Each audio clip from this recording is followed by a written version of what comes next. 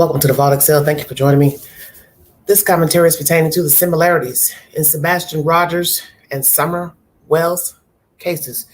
As most of you know, there have been no new updates pertaining to the disappearance of Sebastian Rogers, 15 years of age, missing out of Hendersonville, Tennessee.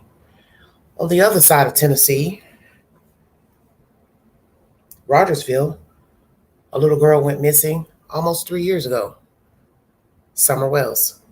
In this commentary, I will dissect both cases and bring forward my numerous similarities of the children and the bio parents / step parents in both cases. WSMV4 is the source. Thank you for joining me. For allowing me to come into your home to talk with you all. Obviously, everyone wants to hear what you have to say. And it's all about bringing Sebastian home and safely. So first, just express, I can't even imagine as a parent what you two are going through. How would you describe the situation right now? How are you coping?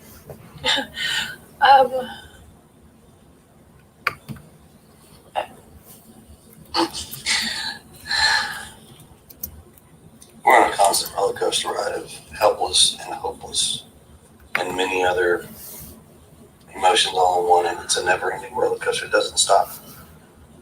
It won't stop until he walks through the door. I wouldn't wish this on anyone.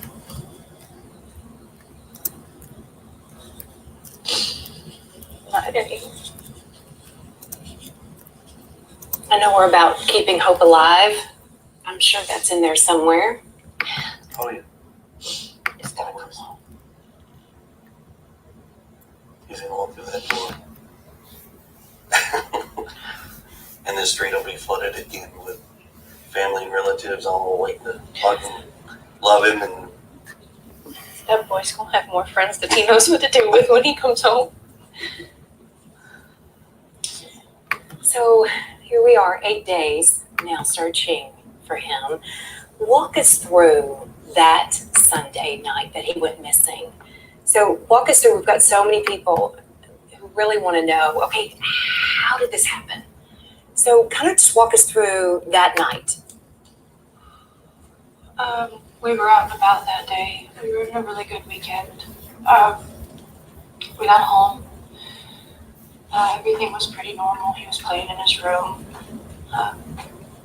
When I told him to go to bed, he did.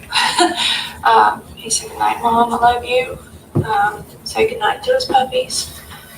A little bit later, I wound up going to bed, and when I woke him up for school, he wasn't there. So in your mind, that's usually around what time? So when do you normally wake up? Around 6 o'clock? 6. So were you instantly thinking something's wrong, or were you like, he may just be already in the shower, in the living room? I took a second walk through the house looking for him in case he'd gotten up and was trying to get breakfast or something, because he did that sometimes. About 3 minutes in, give or take, I was on the phone with my husband. I said, "I can't find him." He said, "What do you mean you can't find him?" I said, "He's not in the house."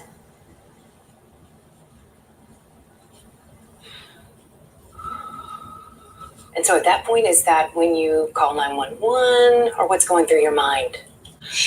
While we were on the phone, and I was like, is he on the other side of the bed? The normal places he may be in the house, he wasn't. So I was like, okay, well, hold on a minute. And immediately after that, we called the sheriff's department, made a report. I ran all over the house, outside, inside. I looked in every closet. Within minutes, they were here. They responded within minutes, and here we go. So you said you were on the phone with her, so you were not home. No, I was at work. I'm a tower crane operator. Sorry about that.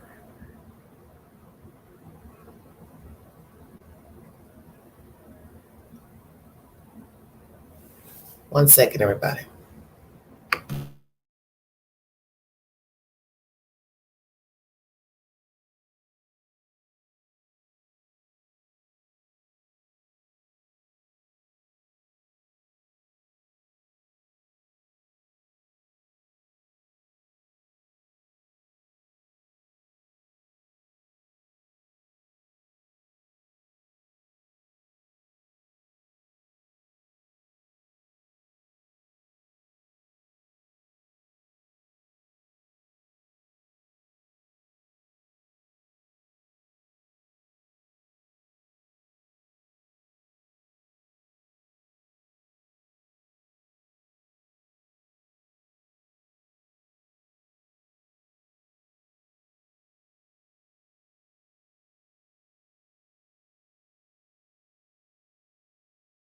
for allowing me to come into your home. Sorry, for some reason the content doesn't want to play. Obviously, everyone wants to hear what you have to say.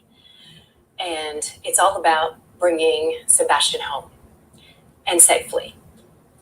So first, just express, I can't even imagine as a parent what you two are going through. How would you describe the situation right now? How are you coping?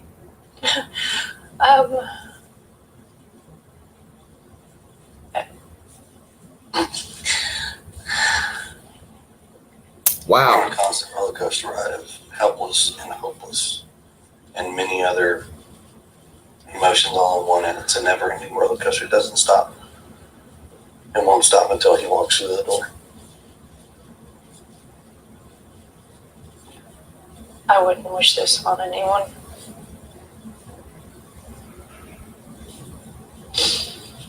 Not any. I know we're about keeping hope alive. I'm sure that's in there somewhere. Oh, yeah. It's gonna come on. He's gonna walk through that door. And the street will be flooded again with family and relatives all waiting to hug him, love him, and That boy's gonna have more friends than he knows what to do with when he comes home. So here we are, 8 days now searching for him. Walk us through that Sunday night that he went missing. So walk us through, we've got so many people who really want to know, okay, how did this happen? So kind of just walk us through that night. We were out and about that day. We were having a really good weekend. We got home. Everything was pretty normal. He was playing in his room. When I told him to go to bed, he did. He said, "Good night, Mom, I love you." Say goodnight to his puppies. A little bit later, I wound up going to bed, and when I woke him up for school, he wasn't there. So in your mind, that's usually around what time? When do you normally wake up? Around 6 o'clock? So were you instantly thinking something's wrong, or were you like, he may just be already in the shower, in the living room? I took a second walk through the house looking for him in case he'd gotten up and was trying to get breakfast or something, because he did that sometimes. About 3 minutes in, give or take, I was on the phone with my husband. I was like, "Can't find him." He said, "What do you mean you can't find him?" I said, "He's not in the house."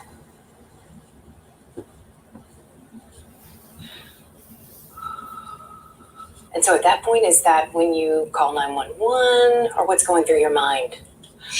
While we were on the phone, and I was like, is he on the other side of the bed? The normal places he may be in the house, he wasn't. So I was like, okay, well, hold on a minute. And immediately after that, we called the sheriff's department, made a report. I ran all over the house, outside, inside. I looked in every closet. Within minutes, they were here. They responded within minutes, and here we go. So you said you were on the phone with her, so you were not home. No, I was at work. I'm a tower crane operator. I was working in Memphis at the St. Jude project. So it's, I have an earpiece in that talks to my phone. I have another earpiece in that does the radios. So when she was talking to me, I was like, what? I was confused. We talked about where he could possibly be, and then we went from there and led to calling the cops, and here we are now. And within minutes, there you're at the home. Yes, ma'am. It was rapid fire. They had cars. They They lied had cars from here down to to the main the road. road, as far as I could tell. So what's going through both of your minds? I mean, are we panicking? Is it this, I think he's probably at a neighbor's house, or what are you thinking? My son doesn't run. He's not a runner. He's never run away before. I don't know why. I don't know why he walked out the door. I mean, he's a good kid. He's not a mischievous child by any means. But there's answers to questions that have no answers, or questions with no answers right now that we are searching for desperately. And we just don't have that. Is there anything that happened that day that you think back and there might have been a reason he was possibly upset or something outside that could have enticed him to go outside? Was there anything that came to mind? We've been combing over that day and even the weeks before he left, and I haven't been able to figure it out. He's that morning he was laughing, he was joking. Everyone we were around that day agreed that he seemed like he was in a good mood, he was behaving. It'd make more sense if we'd been fighting. Or you've been in trouble, but he hasn't been in trouble. So, I mean, the $1 million question, why did he go? And the other $1 million question is how. What about social media? Was there anything that, anyone he could have contacted? I understand he was somewhat of a gamer, or what was he? There was a video game he loved, right? Minecraft. He loves Minecraft. The game that he has is not online. He has the Switch. We don't, because of how social media can be, he doesn't have accessibility to communicate with folks on the internet. I mean, we have a firm belief that we just don't feel it right now. He's capable of having that kind of responsibility. So, I mean, his phone is locked down, his computers, his game. He doesn't have a gamer tag. He doesn't have online capabilities with games. We've combed every electronic. I mean, we've cooperated with all the authorities as far as anything they've asked us to provide, we've provided. Still just don't have any answers. Did he have any friends that could have possibly contacted him in some way on his phone? All his friends at school have been questioned to my knowledge, and none of them knew anything. So this big question mark. He's vanished. No one can figure out where or why. All right, so let's talk too about the relationship involved, because the biological father is very much involved in Sebastian's life as well. Yes, ma'am, very much. Right? And how would you describe that relationship, the two of them and the four of you? It's relatively good. I mean, we talk regularly. He talks to his son on a regular basis, sees him on a regular basis. He's involved in school and therapy, and I mean, he doesn't have any extracurricular activities, but I can tell you now, if he did, his dad would be in the front row. In two different households, and the communication between the three of us is great. I mean, yes, we're just like every parent. We all have our disagreements, but in the end, we come together as a team and we work, and we come up with solutions that as we best see fit. I mean, I'm almost in contact with him almost daily. Let's talk about Sebastian. Tell me about Sebastian. How would you describe him? Sweet, stubborn. He loves to help. He loves running, and he loves to play his games and his fidgets and Uno. Lord, that's one of his favorite games right now. Favorite color is green. Does he love music? Oh, he loves music. An eclectic taste. From as everybody knows, Eye of the Tiger to Eddie Vedder. Oh yeah. So we got Pearl Jam on one hand, we've got Survivor on the other over here, we've got Taylor Swift. He's got a big crush on her. Country, rock, classic. You don't allow hip hop. Well, He doesn't really Well, I get say into it anyways. You mentioned he loved running. So, did he love the outdoors at all? I mean, would something outside that was somewhat outdoorsy be enticing to him or pull him outdoors? He loves, like, when we were in California and the school had this lap thing to gain money. It was a fundraiser. And every year he was, I did this many laps, I did this many laps. I mean, I've got t-shirts where they would write on his back every time the kids went around. They'd mark a mark on the back and they'd keep running. He just had marks all the way across his back. He likes playgrounds. He hates being dirty. He don't like being dirty. Yeah, he's not your tomboy style child where he goes outside and plays in the mud. He loves animals, but he's terrified of bugs. Oh yeah. Okay. I mean, even a fly, and he's like, oh! And let's talk too, because he's highly functioning. I know you all have described him as having a form of autism. He does. But describe that to our viewers too, as far as his way of thinking of things and maybe how determined he was about certain things or his mindset. He's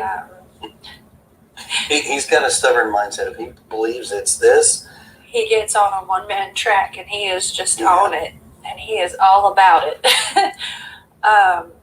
but I mean, he's very smart.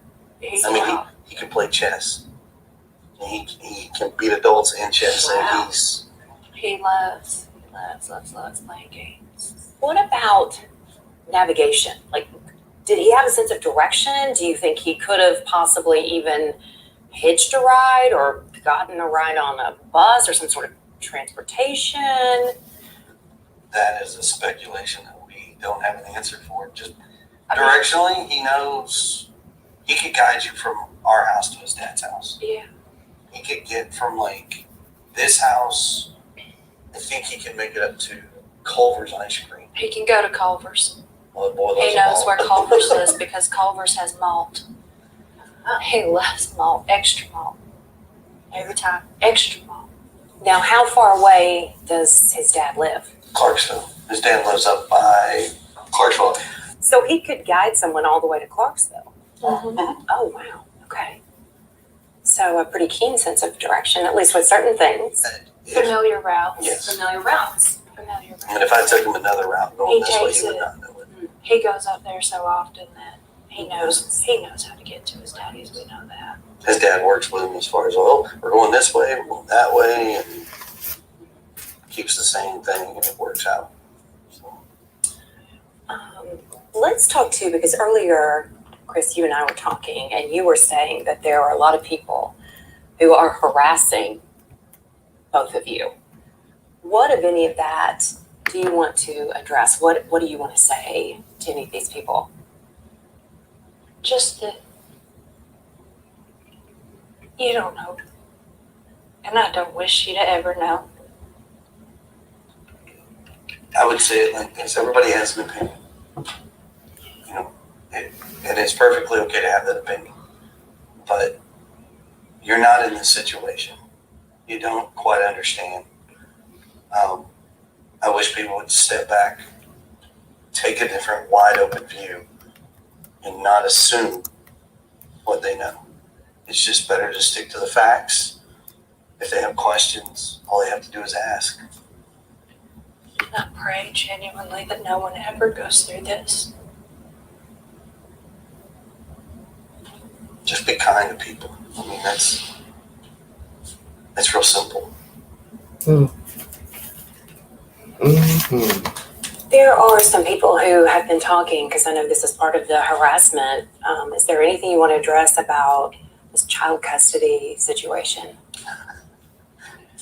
The previous. So I have a current case that is ongoing in another state. We've requested that case to be sealed because there are some individuals who have taken it upon themselves to put stuff out there that they don't quite know, which all they have to do is ask, I'll tell you. But because of that, you know, it has nothing to do with our son. It has nothing to do with the situation. you know, I just people would respect that and keep an open mind. It's totally different. Is Sebastian is able to watch this, and maybe he's watching this as it airs? And if he is, what do you want to say to Sebastian? What do you want him to hear from you right now? Oh gosh, that we love you so much, and we want you to come home, and you're not in trouble.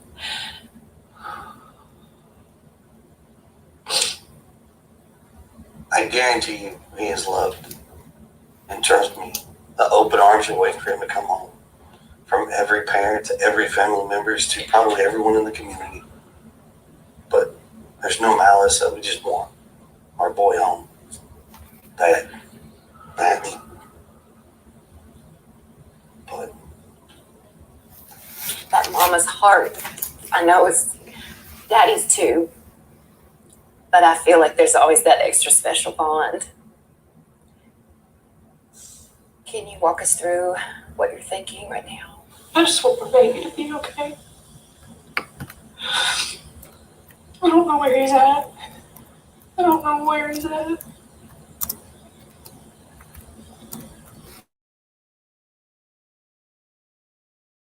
Because I want you all to know, even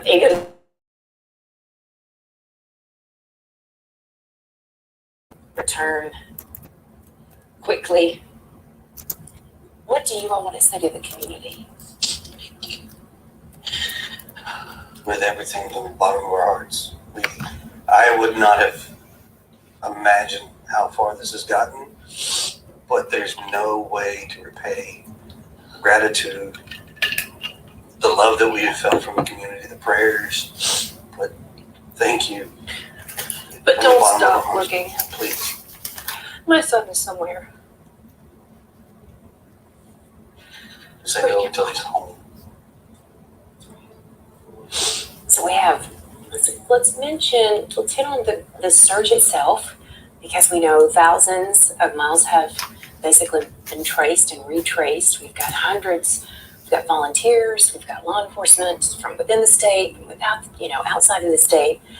I mean, do you feel like they're doing as much as they can? I mean, you all have been right there in the front seat, seeing everything that's underway. As far as I know, they're doing everything. Anything and everything has been an option. They have brought in assets and resources from various counties, potentially other states. I mean, I don't know how much more they could do, but we're grateful for everything they have done. They're amazing, but they still haven't brought my baby back. They will. Interesting. He's out there somewhere. So it's one day at a time, getting through this and bringing him home.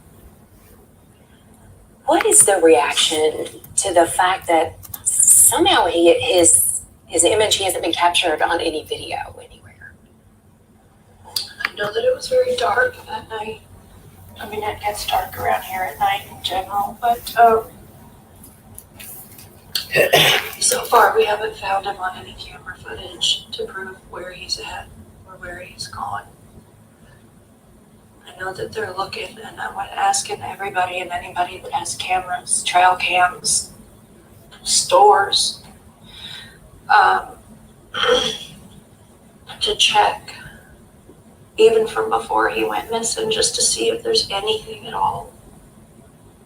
And I understand there was a request for video, any sort of footage of Sebastian from earlier in the day, on Sunday, before he disappeared.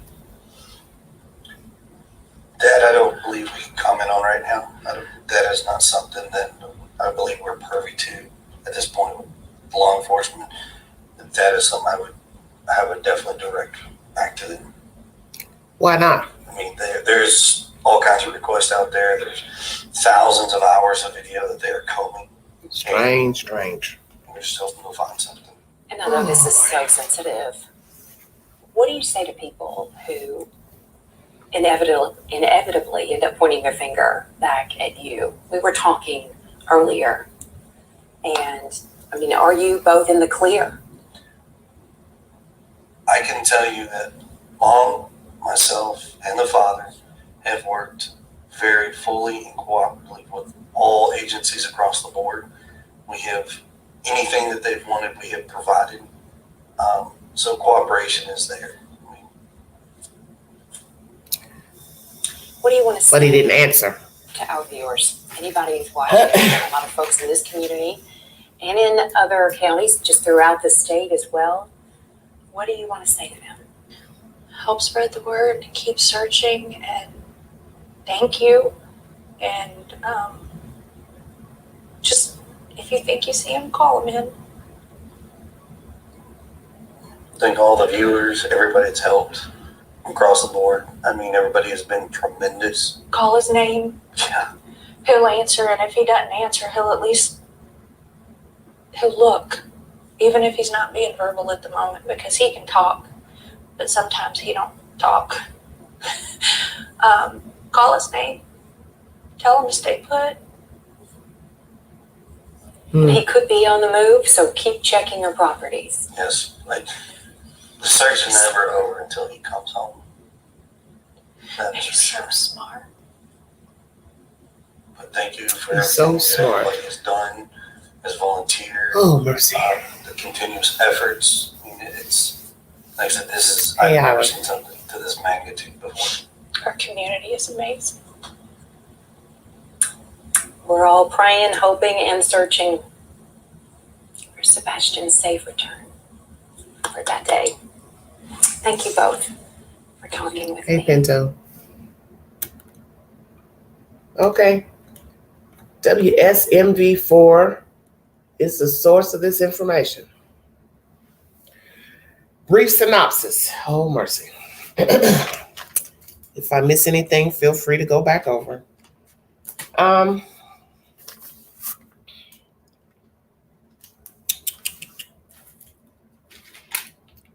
too many notes.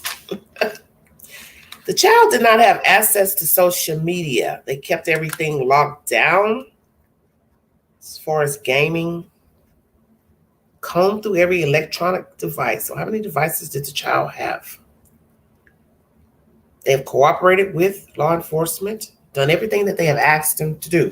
But he did not answer the question, Mr. Proudfoot, when she asked if you had been cleared. You just went on to say what you've done. I know that none of you have been cleared, although all of you allegedly have cooperated and done everything you're supposed to do. Very interesting. The father's involved.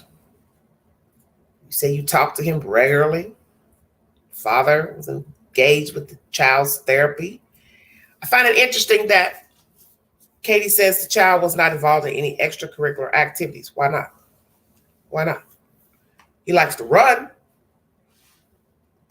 So was the child not interested in anything, or you decided not to have him partake in anything? Curious.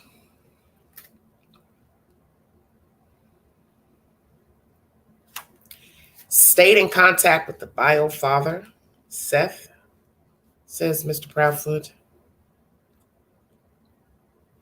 You all communicated often. The child was familiar to getting from his home to Clarksville, and also the place where he likes to get ice cream. Mr. Proudfoot tells everyone to just be kind to people. Just that simple, is it? But you were not kind in your wordings about the child on YouTube. The reporter talks to them about backlash. Now, this is where this is very, very interesting. This interview took place 8 days in. So one's going to say, how do you have backlash within 8 days? That's a lot. Stay woke, everybody. 8 days. Custody's been brought up. Basically, he tells everyone that, what's going on with him and The business out of town has nothing to do with Sebastian Rogers. Or did it? You're entitled to your opinion.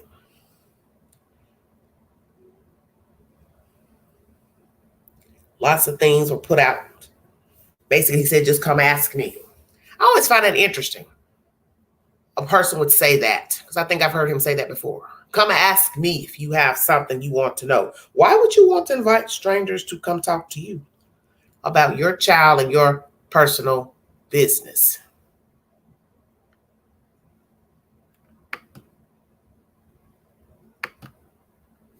For what? Just invite random strangers in your inbox? That makes no sense to me.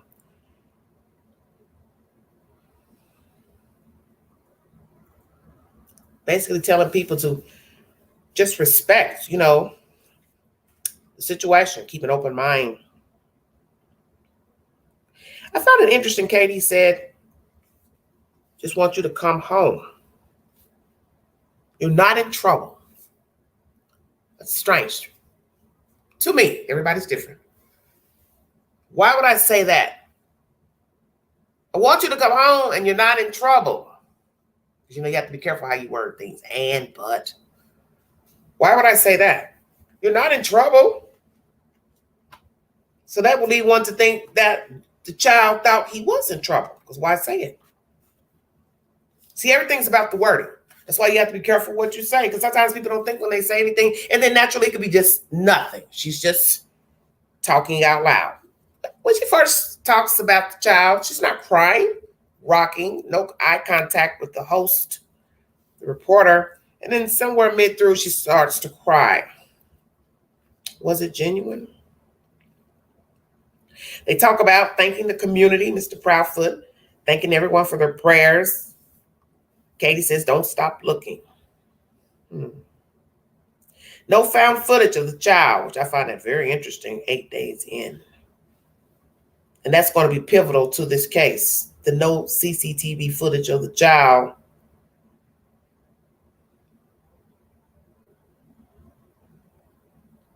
But what is interesting is when the lady asked about this CCTV footage, and Mr. Proudfoot asks as if he can't comment.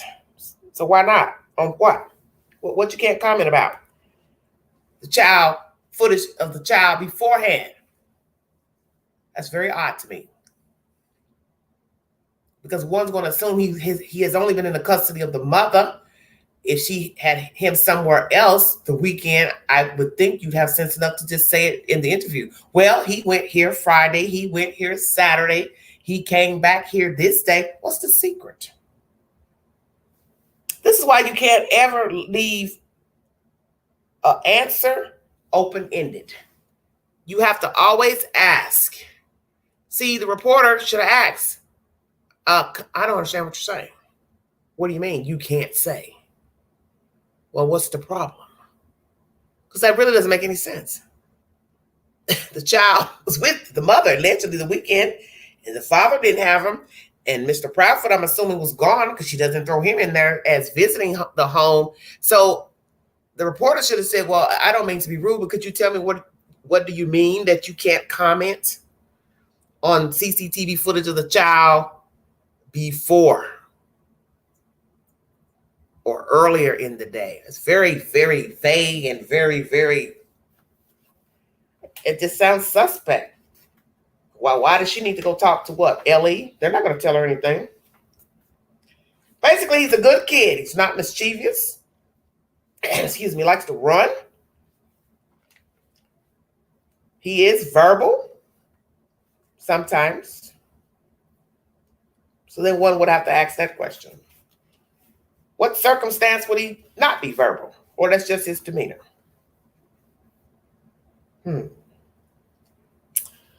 My, oh my.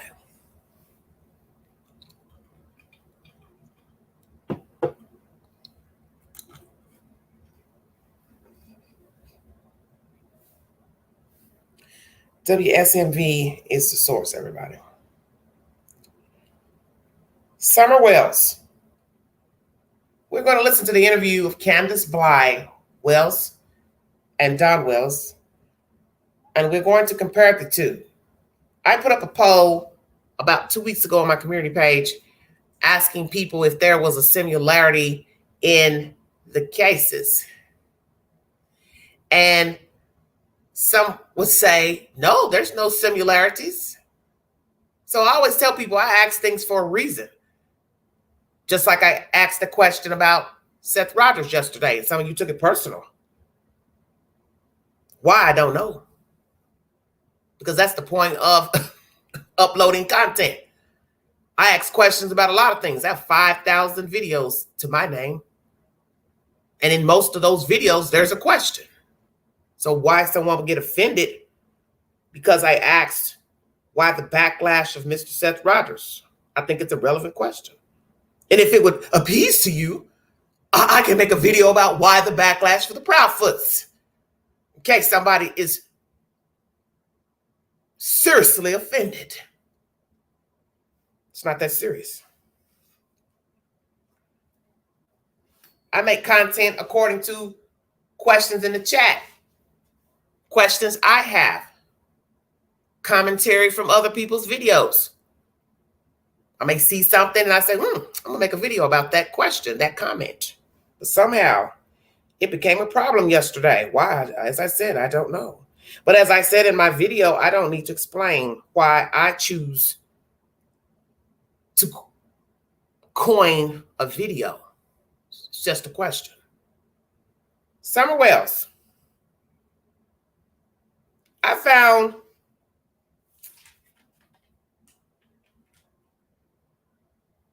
let me get my notes right.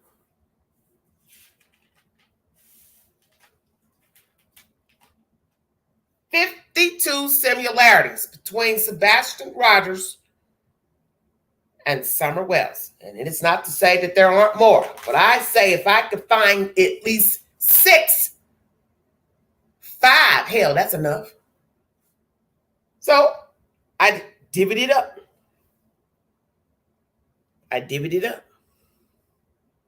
And there we are.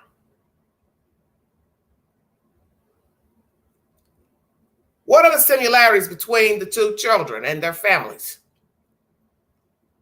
You be the judge. WJHL 11 News is the source for this content if you need verification. All information is available in the Google search and YouTube. If you have a question, an inquiry, or a problem with the content. Amen. I know she didn't walk away from this property by herself or off this yard by her swing. I feel in my heart that somebody has came up here and took her, has lured her away from here. Me and my mother and her were planting flowers.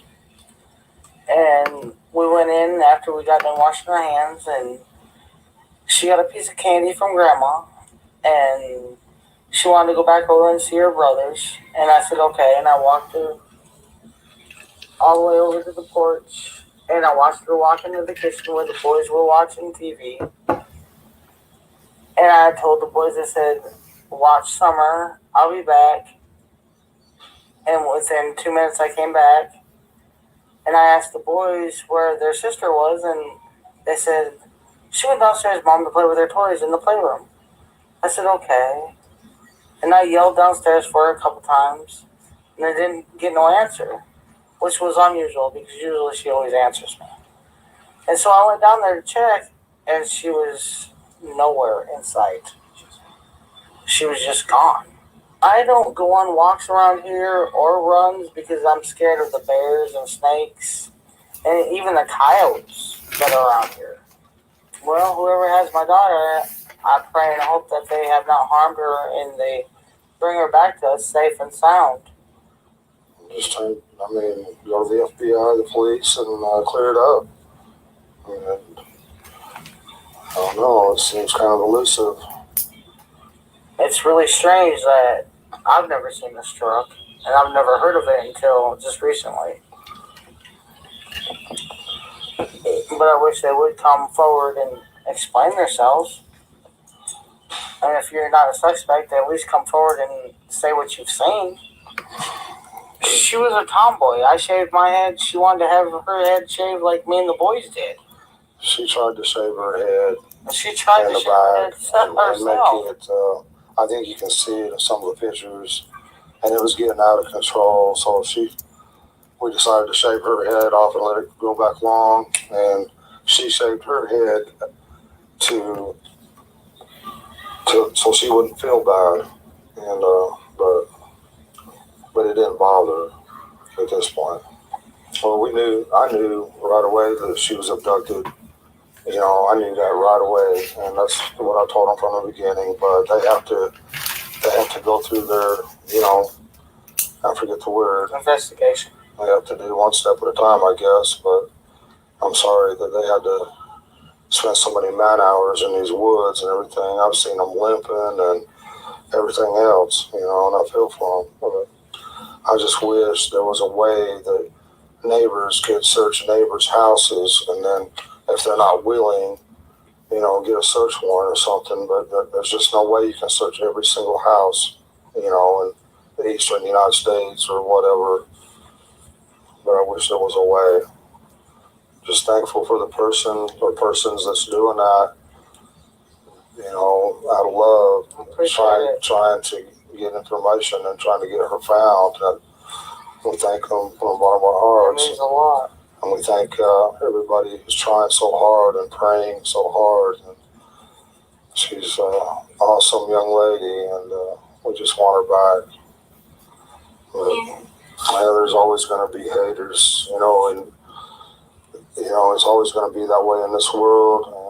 And we just want to focus on the good friends and Christian people that are trying to help us and praying for us and praying for Summer.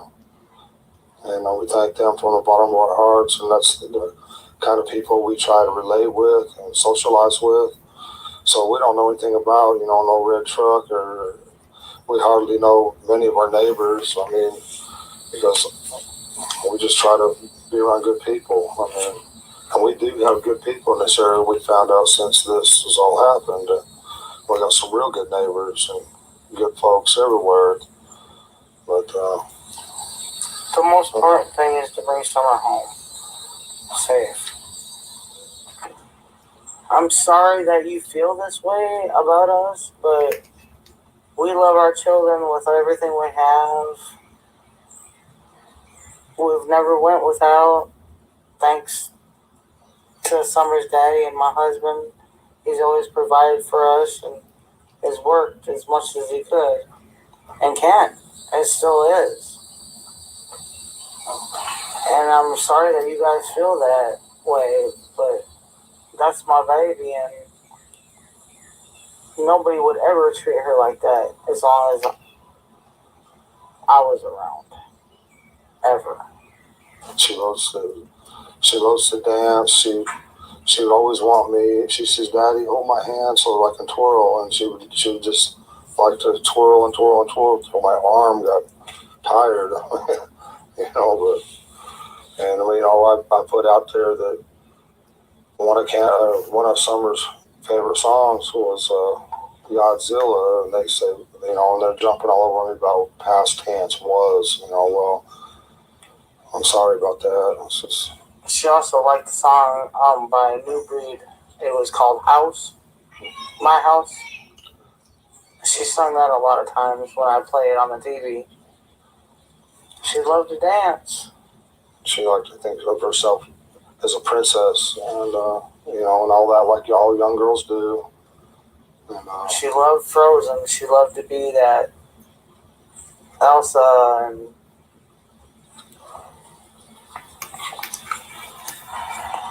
I think she really loved to be in church because she felt a lot of love there. I think you can't explain what that love is, but you feel it and you know it, when you're young. And she felt that there, and she loved everybody in that church. Or she loves everybody in that church. I should rephrase that because they'll tear that apart as past tense, and I apologize again for that. I hope she gets to come home, and I hope she gets to be with her church family again. Our best friend in that church was Robin. She loved her to death. You know, she looked up to When women that were. she come to that church, she went looking for Robin. That was her favorite person. Any woman that was professional, that Was pretty, yeah, beautiful. she looked up to those kind of women. She, you know, they were how do the word I'm looking for? I can't think of it, but she looked up to them. Feels like a dream, feels like Sorry about that intermission. Woo! What a doozy. Mercy. She'd give them a run for their money every day. She'd give them a run for their money. And there was times, you know, we'd be, you know, our boys like, don't do this, don't do that. Next thing you know, the stick would come up and just whop them. You know, it'd be like, Summer, don't do that. Summer was the boss of the family. She typical girl. When they get out of line, she'd put them in line. She'd do her best.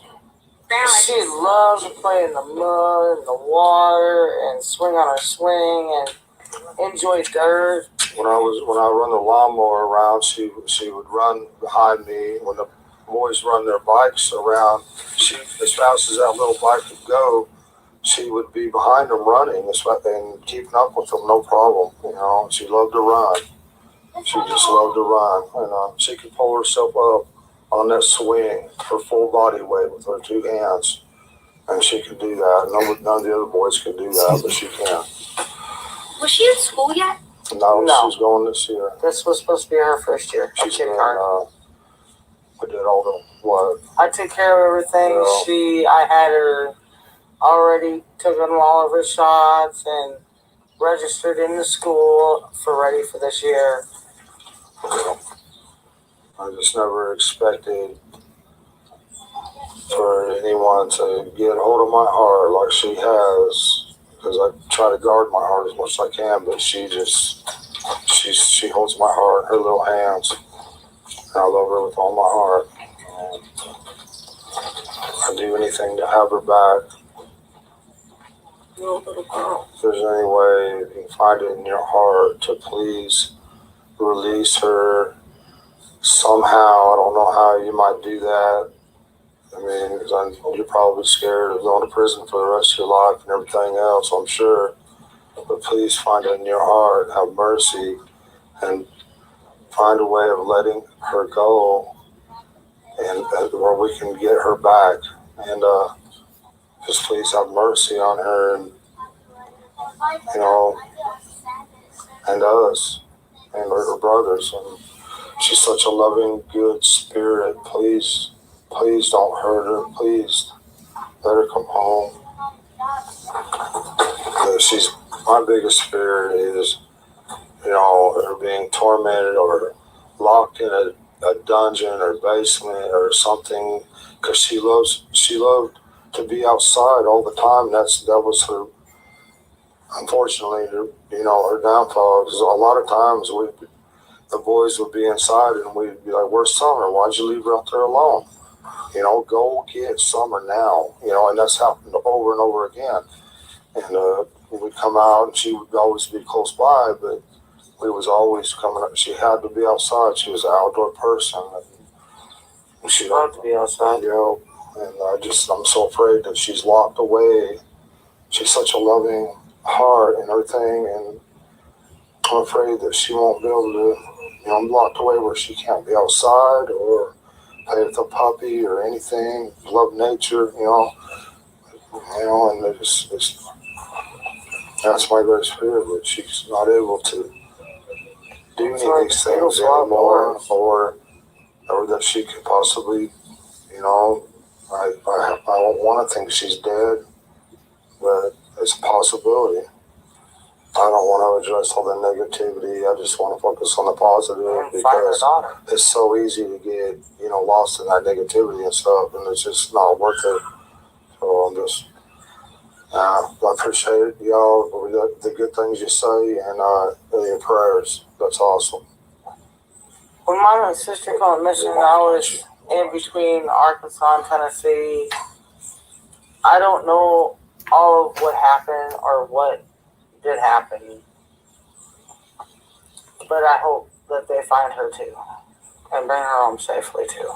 But yeah, there's nothing. I mean, she disappeared without a trace. They haven't found anything, haven't found a body, nothing. And when you see cases like that, that's why I lose hope on Summer. I want to keep hope, but sometimes I lose hope. I mean, I think, well, maybe we won't never see her again, So I start thinking in past tense. Sorry. But I'm trying to keep hope up. I'm trying to keep my prayers up and all that. All right. Content's almost over, everybody. Thank you for joining me. Well, that's it. That's all of the interview. WJHL is the source. Thank you for joining.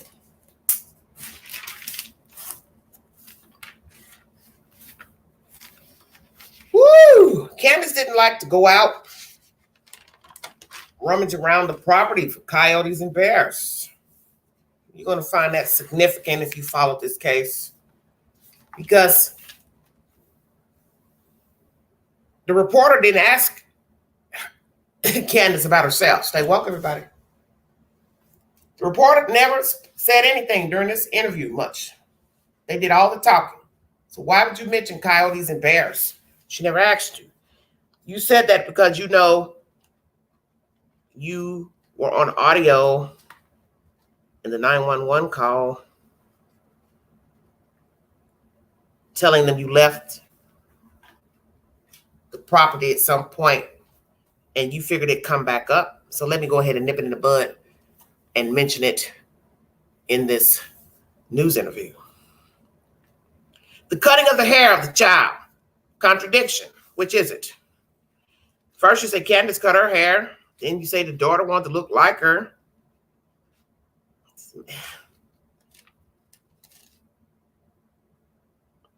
This doesn't make any sense. But that's not the tale you told before. The tale you told before the social media, the daughter had cut her own hair and messed it up, so you all finished it off. Well, which is it? She cut her hair and messed it up, and you all shaved it off? Or she saw Candace with a shaved head, short hair, and you all cut her hair to look like Candace? Can't be both. Or was it cooties? I don't know. She wouldn't wander off. She's not that type of child. Don says he wanted to search every house, but naturally that would not be feasible. Could not do that. Felt bad for the searchers. Saw them limping. But did you ever go down there for every search? Did you ever thank them? Because my understanding, you didn't thank them. Didn't bring cookies or ho-ho cakes, lemonade. Thank you for your service.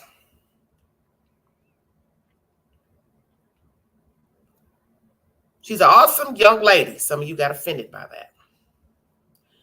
Always going to be haters. Once again, less than 2 weeks, they go to the news, and that's the first thing you're going to hear. It's kind of similar to the Proudfoots. 8 days in with them, the news had already got a hold of gossip. So that's another similarity I can put on my list. Because let me tell you, it is long.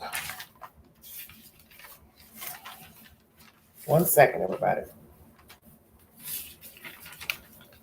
No, it's always something you forget.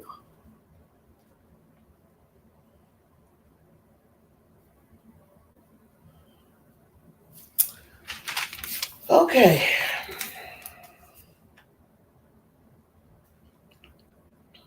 Good Christians helping. Try to relate to them. Surround ourselves with them. Naturally, they mentioned about the red truck. They didn't know anything about it. Why didn't we hear about it? You hear that from Candace. There are good people here, we learned. Okay. Sorry you feel this way, Candace said. That response will be to the he said and the she said on social media. Because people do run social media as soon as a child or a person goes missing and start putting their 2 cents in of what they think happened when they don't know, of course. and then they feed off of gossip from people on social media and the demeanor of the parents from news interviews.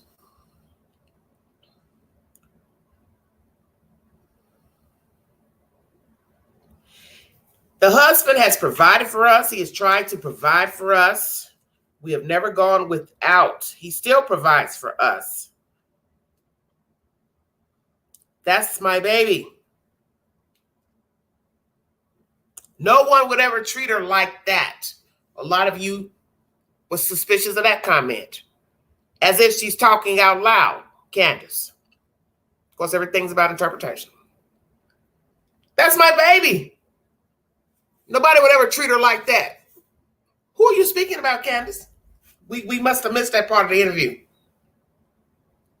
As we would say, old saying, sober thoughts, because she looked inebriated during this interview. So one would say she was speaking of something that has happened, had transpired, and she didn't know she had slipped up, perhaps, because that is how I took it. No one would treat her like that. Well, the interviewer never said anything about how she was treated because she's letting you all spin the story, or as you all love to say, the narrative. She liked to twirl. Favorite song was Godzilla. Sorry you said it in past tense. Sorry for that. Sorry. Love to dance. Wanted to be a princess. Love Frozen. Love Elsa. Of course, she's a little girl. She loved church and everybody in church. Her best friend was Robin. I always looked for Robin. She looked up to professional, beautiful women. Even Candace chimed in. You know, that's interesting to say that. And some would say kind of an insult to some degree because your wife is sitting beside you looking manly in a tomboyish manner. Everyone's entitled to look how he or she want, dress how he or she want. But naturally, you would pay attention to that comment, and then you look at the wife and you're saying, well, maybe that's why. She wanted to. She admired pretty women, pretty hair, earrings, accessories. There's nothing wrong with that either. You can interpret that how you see fit. But I found that interesting. Both chimed in on that. She gave her brothers a run for their money. She was the boss of the family. She put them in their place. She loved to play in the mud, the dirt, swing. Loved to ride her bike, chase the lawnmower. She was starting her first year of kindergarten, got her shots, was registered in school. Is all that the truth? We don't have any verification, so you're entitled to your interpretation of that information. She held his heart. Okay? The child held his heart.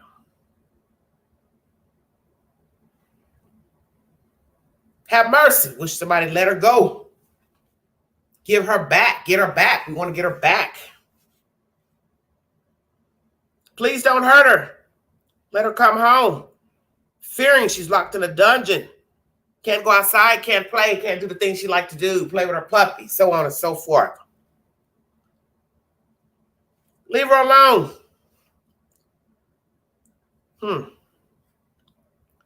Interesting.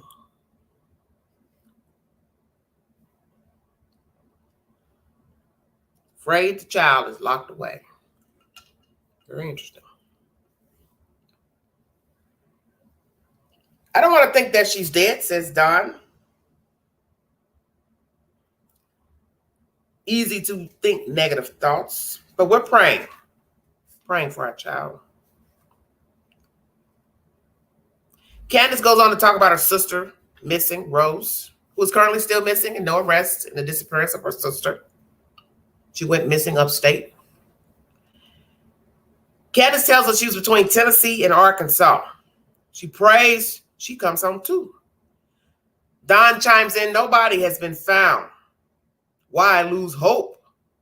Then one would say, why would you lose hope? Less than 2 weeks. Because you did this interview about 2 weeks after the child was reported missing. I think in past tense. Why is that? Why would you think in past tense 2 weeks into the disappearance of your child? Lord have mercy. Thank you for joining me. 2 separate cases, one in Middle Tennessee, Sebastian, and one in East Tennessee, Summer Wells. Each do not have any updates pertaining to the case. No suspects, no information. No update to even tell you if both cases are criminal. So I'm going to ask, are these criminal investigations, Summer Wells and Sebastian Rogers? I don't know. Any new leads in both cases? On the 15th of this month, it will mark 3 years that a call went into the dispatch to the sheriff's department that a little girl by the name of Summer Wells went missing in the hollow to never be seen again. And her case brought much rhetoric, gossip, shenanigans to YouTube, Facebook, and we are going to compare the similarities. Thank you for joining me. Hold your hats, because it is a lot. I'm sure you hear the papers ruffling. My goodness. Woo! Yeah, I dedicate this video to those who feel like there are no similarities. Always a naysayer. Always a naysayer in the group. Hold on, everybody. Get my bearings. I got so many.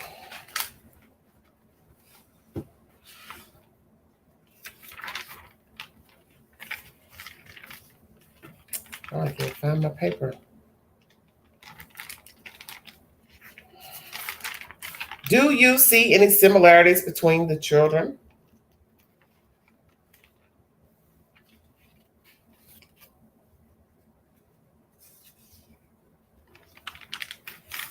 I can't find. Hold on, everybody. So I've gotten a little disheveled here.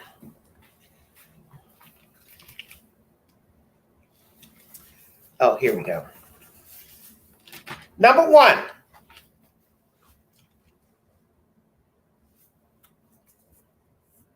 Both children are Caucasian. Both were living in the county. Both lived in the state of Tennessee. A male parent, step-parent, called 911. A male was vocal the most in the conversations pertaining to the child. Also, rude in their commentary to the public, social media. The male says the child favored them more. You hear that with Seth pertaining to his boy child. And Don saying that about Summer. She favored him more, always wanted to be around him. Each mother appeared mild-mannered, meek, less talkative. It also took each parent to come to social media, the news rather, 1 week to 2 weeks to speak about their child to the news. Delayed development in each child. No CCTV footage outside of the home. No eyewitnesses to say they saw the child come home, walk out, kidnap. Alcohol abuse in each parents. SA has been mentioned in each case. 2 Robins have been mentioned. A Robin at the church, and Mr. Rogers' mother is named Robin. You didn't hear much from family, friends, neighbors, school, the public speaking out about the child or the parents. Physical abuse was mentioned by Mr. Rogers pertaining to his ex-wife. 911 calls by her and also by Candace Bly against her own husband for physical abuse, drunkenness, so on and so forth. CPS calls and visits in both cases.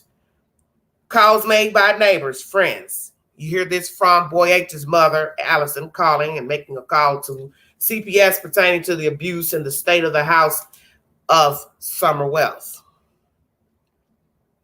Each mother changes the story pertaining to the disappearance of the child, detachment by the mother, dominant male in the storyline. Each male was away at work when the child allegedly went missing, and they were allegedly gone from the house premises. The male does all the talking to the news, social media. Each one came to YouTube. Each case, each parent. Issues with GoFundMes and rewards dismantled. Interference from outsiders. Recorded phone calls leaked. Conversations leaked, brought to social media. Gossip of family members taking the children or passing the children off. TBI involved in both cases. Each child was naturally blonde with hair. Fathers who had prior abuse of children or in the marriage, bad marriages. All lived in other states besides Tennessee. A camper has been mentioned in both storylines. Granda's grandmother had a camper on top of the property, feet away from the door of the house in Rogersville, and we learned that the Proudfoots have access to a camper. Both mothers drove SUVs or drive SUVs. Neighbors with tales of abuse, screams, derelict properties. Shut your mouth. By your grandparents living away from the house and or out of state. Searches conducted and parents did not show up or inquire of the searches on the ground pertaining to their children. YouTubers on the ground filming near the home, work, uploading content to YouTube in each case. Each child was with the mother last in her custody. I'm now at 40 similarities, in case you're curious. No eye contact given to the interviewer and or reporter by the mother in each interview by the bio mom. Each mother says the children like to play outside or play on playgrounds. Each mother has light-colored hair to red hair. Each mother had a troubled upbringing. I do believe each mother settled for the next best thing. Each mother has a troubled marriage. No arrests in each case. No parents cleared as suspects in the case. Polygraphs mentioned in both cases. Only searches done near the house. No mention of other areas out of town or out of state. No child friends mentioned. Sleepovers, slumber parties, extracurricular activities by the children. Dog scents hitting at the end of a driveway. 52 similarities. Checkmate. Oh, and yes, they had animals. Sorry about that. Thank you. 53. Tell you, it's always something you'll forget. 50 plus similarities. And if you're to dig in the belly of the beast, you may find more, because naturally, we do not know everything about the Wells, nor the Proudfoots, or Seth Rogers. Thank you for joining me. 1 second, everybody.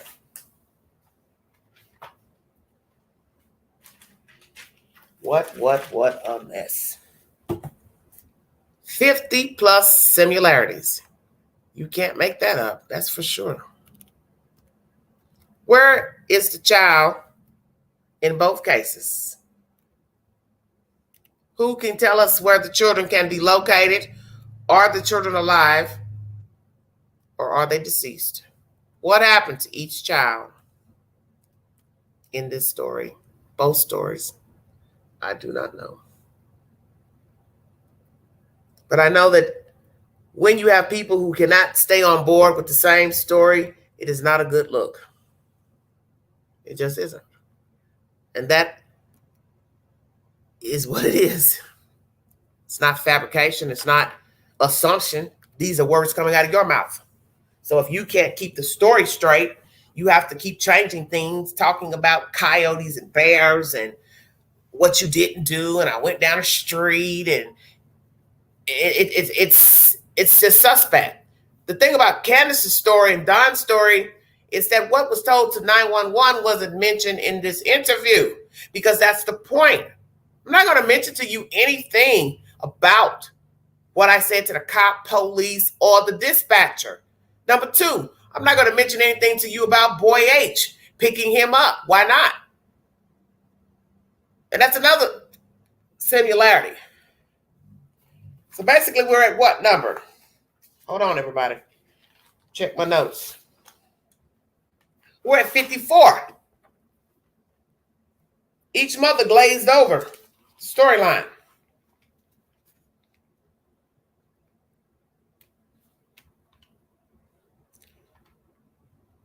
When they told it to the news, Candace didn't mention everywhere she went, or at least give a brief synopsis. It starts with planting flowers, which we learned were just cactuses, in plastic containers. Sebastian's mother just says, oh, well, we were out.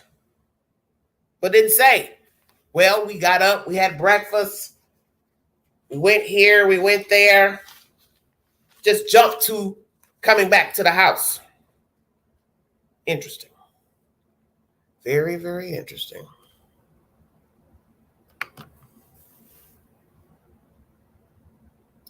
That was mentioned, sweetheart, the blonde hair.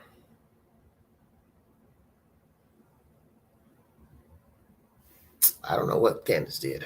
I'm sure not here to profess Candace's extracurricular activities.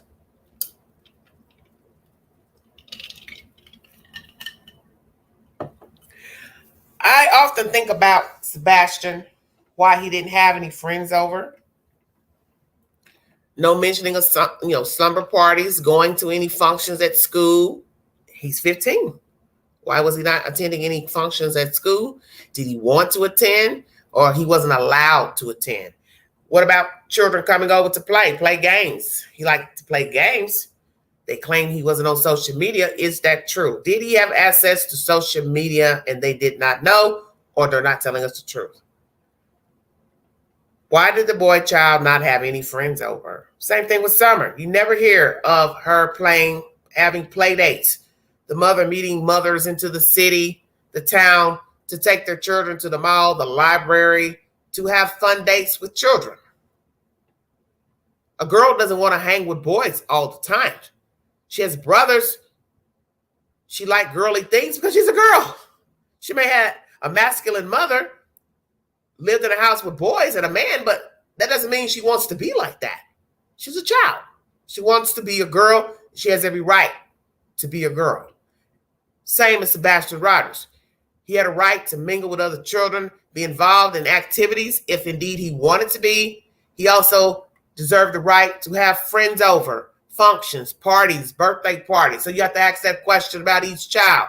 One lived shorter than the other one at 5, and the other one's 15. So you have to ask, did these children have birthday parties? Did each child have birthday parties? Did they attend other birthday parties from outsiders, friends, school, relatives? The diet of the children. What did the children eat? What were their eating habits? Did any of the children ever sneak food into the rooms? Just curious. What was the dynamic in the house of each child with each parent? Because we're going to use deduction with Sebastian that something is off. Only because we have Mr. Seth trying to commingle with the Proudfoots and they don't want to meet up, which makes no sense for Chris to say, I talk to him just about every day. Well, if you talk to Seth just about every day about Sebastian, then you should have no problem talking to him now. 3 months in, he was already telling Court TV, you all didn't want to talk. And then there's this, quipping back and forth. Well, you can call me. My goodness. Isn't that interesting? Tell the news 8 days later, oh, we talk all the time. But then Seth goes to Court TV to say, oh, they're not talking to me. Then he gets a PR man to try to mesh the 3. That doesn't work. Because in my spirit, I believe they're not interested in talking to Seth Rogers. They're not interested in anything pertaining to the child. It's obvious. Instead of coming to YouTube and jumping on these panels, why not plead for the child? This is my son. This is what he looks like. Please bring him back if you've seen him. Notify TBI, Sheriff's Department, whomever. Hell, call me. Here's my number. Which naturally, you don't want to put your number on a public poster, but you know what I mean. Wow. Wow. Wasn't food for someone to be sneaky. Okay, please. I can't with you.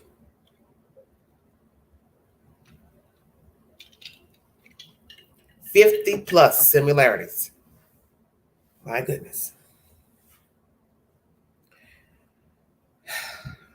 Today is the 2nd of June. 13 days. It will mark 3 years that Summer Wells went missing in Rogersville, Tennessee. As a matter of fact, that's 55 similarities. Each town has the word "ville." Shut your mouth, Queen. In the town. Damn, you can't make this up. Hendersonville, Rogersville. Lord have mercy. Somebody call the paramedics. 52, 53, 54, 55, 56. I'm at 57. Maybe somebody will come up with something else. Because I'm sure there may be some more similarities we don't know about. But when you can count off one hand, as I said, that's enough. That's enough. 5. 5's enough, really. Once you go to 10 fingers, that is definitely enough. I'm at 57. Strange, neither Don nor Chris would be suspicious of the mother. Chris and Don both push a specific narrative. Happy birthday, Brooke. Each mom picked up groceries. Did you say she picked up groceries, Ebony? If so, that's 58. I don't remember hearing that. My goodness.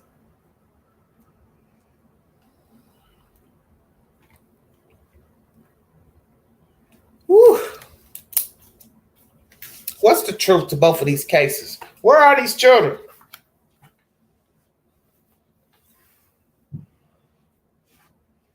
He just disappeared. Did he? Well, where'd he go? Poof, voila, he just disappeared. Summer, poof, voila, just disappeared. But let some of you tell it, there is a reasonable explanation. Well, please enlighten me. What is it? Well, what is the reasonable explanation?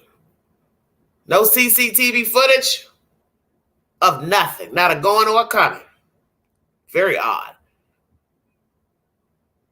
Nobody to say, yeah, I saw this, I saw this. If so, we don't know about it, unless they told law enforcement.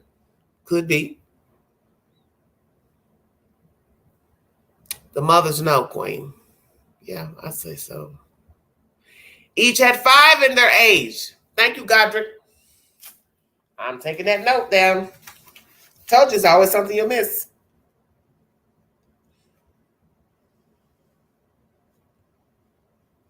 $59.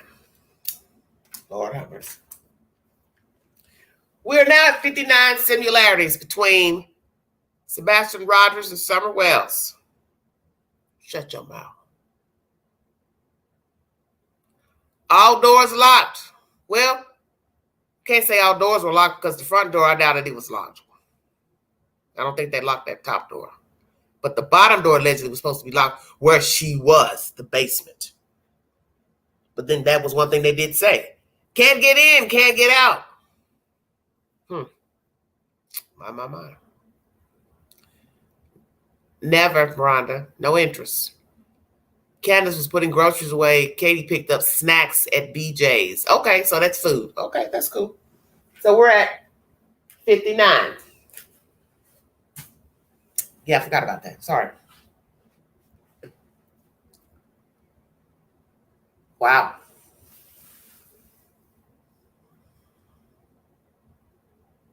And no evidence in the case. Number 60. So they say. I got a feeling they have something probably in both. Just not enough to make an arrest if indeed foul play. So we don't know. Do you believe both cases are foul play?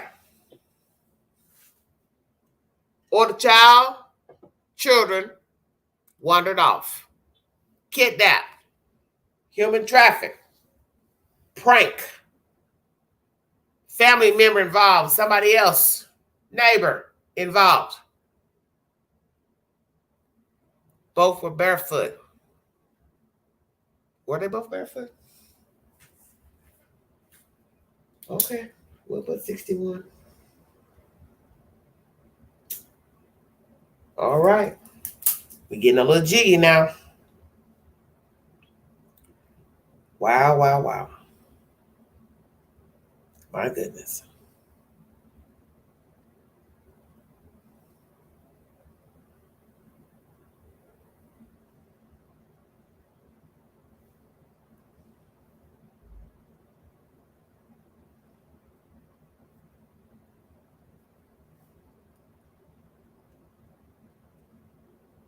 But they will not say that there is a criminal investigation into the Sebastian Rogers case. Why not? Well, I talked to District Attorney Ray Whitley about what it might take to perhaps make an arrest. Sebastian disappeared from his Hendersonville home more than 6 weeks ago. Since then, professionals and volunteers searching for the 15-year-old have found nothing, no trace. Have you found evidence of Sebastian yourself when you've been out there? No. So how does a teen with autism walking from a home barefoot in the middle of the night just with a flashlight disappear? Experts say children rarely simply vanish completely on their own. Could others be involved in Sebastian's case? We have not cleared anyone, but we Jennifer. have absolutely no evidence to Stop it. support foul play. Though they certainly do have theories. So what would it take to call this now a criminal investigation? General Whitley tells me there has to be something, physical evidence, blood, Sebastian's clothing, a flashlight, or security video, or an eyewitness implicating someone. But at this point, the simple fact is there's nothing. But that's not to say that can't change, and General Whitley says he stays in contact with authorities, ready to prosecute if it does. Sumner County EMA Director Ken Widener says his crews are on call 24/7, ready to go when investigators contact them with new leads on potential evidence. And anytime the sheriff's office indicates or TBI indicates where you've got an area of interest that we need to search, we're ready to go. You can see the sophisticated mapping system showing the ground they've covered. Sadly, to date, no confirmed sightings and no indication whatsoever of what happened to Sebastian. Authorities still assume that Sebastian is alive and that he will be found safe. If that's not the case, then his body must be found. Let me play that again. Is alive. Showing the ground they've covered. Sadly, to date, no confirmed sightings and no indication whatsoever of what happened to Sebastian. Authorities still assume that Sebastian is alive and that he will be found safe. If that's not the case, then his body must be found. Without it or any other physical evidence, we may never know what happened to the teen. Nick Barris, News Channel 5. This is uploaded 1 month ago. Is this a criminal investigation pertaining to Sebastian Rogers?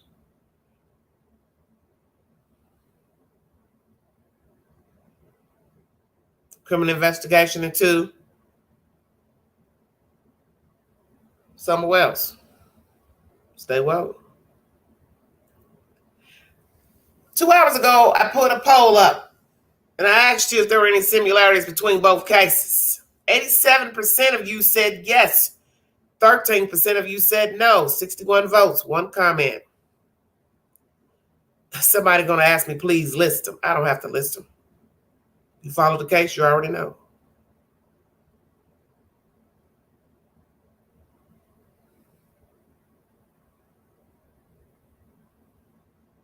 Wow, wow, wow.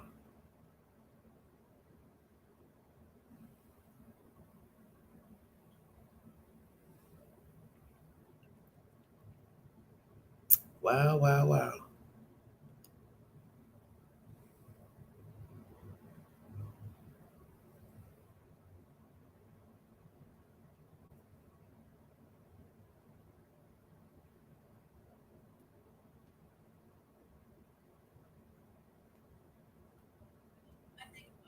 Family that provides puppies for this child. That's cool. And he has a snake. And I'm a reptile lover. So I'm like, hey, cool. He's got himself. I think this is a ball python.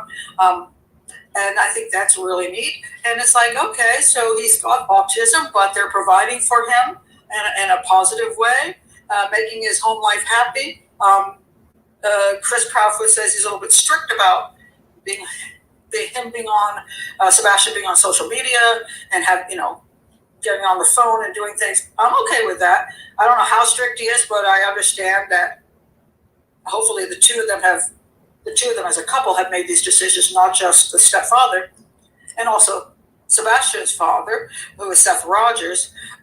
Also, hopefully he's in the mix, and he does live close by. So could he have what seems to be a pretty decent home life?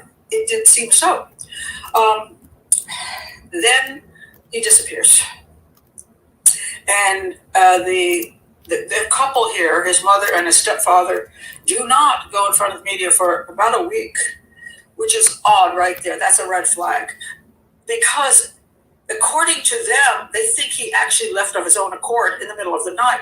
And if that happens, generally speaking, most parents would want to be standing out in front of their house with a microphone saying, hey, you got to look for my son. For some freaky reason, he left the house. We don't know why. We think he's out there. Maybe he went to the woods. Maybe, I don't know. I don't know. I don't even understand it. But here's who he is. This is our son. This is how he's 15. He's autistic. Here's some of his behaviors. Here's what he likes. Here's what he doesn't like. Here's what he looks like. I would put out everything I could so people could search for my child. And I put out immediately to my child, Sebastian, if you're out there, Sebastian, we love you. Come home. Call us. Call the police. 911. Ask for help. Whatever you can do. Please. We want you home. That should have been done right away, and it wasn't. And when they finally did do an interview, the media called it breaking the silence. Why would they be silent? That makes no sense to me. So they finally did this interview, and it was one of those interviews which annoys me from the media. They're not asking.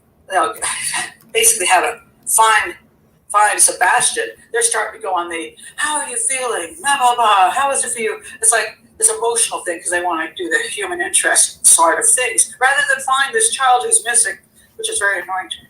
So I'm going to analyze things from this video now. And I want to tell you what kind of analysis I do as far as statement analysis goes.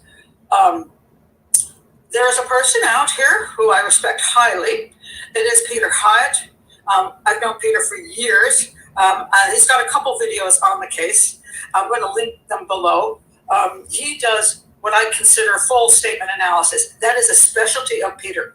So if you want to get deeply into all the different nuances of statement analysis, and in this case as well, do check out what Peter has to say. Peter Hyatt's just the best at this. We've agreed on so many cases over the years. He's not one who's shy to say what he comes up with.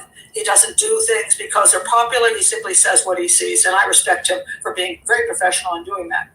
I do not do that kind of statement analysis. What I do is what I call red flag statement analysis. If I've been working with the police department and I've analyzed interviews, what I'm pointing out are things that jump out at me.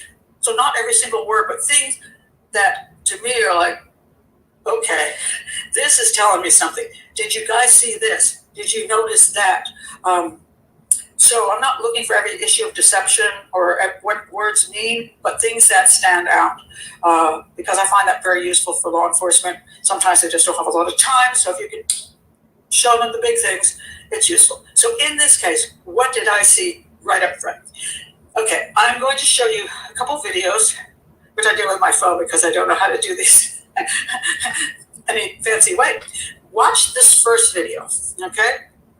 First, just express, I can't even imagine as a parent what you two are going through. How would you describe the situation right now? How are you coping?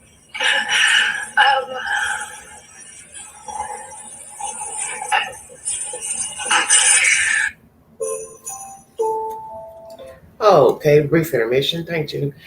Thank you. She was looking at her husband when the reporter asked that question. She was speechless. She couldn't talk.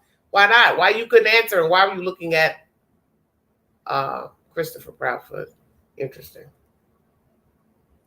Okay, that bothered me right there. She's trying to figure out how she's going to say she's coping. And then she goes, she turns to her husband, but in a way that she'll semi-laughter. Now, people are going to say this is nervousness, but why does she need to do that? Why does she need to look over at him for him to point out to the media how they're feeling? It just was an uncomfortable moment. But that wasn't the big thing for me.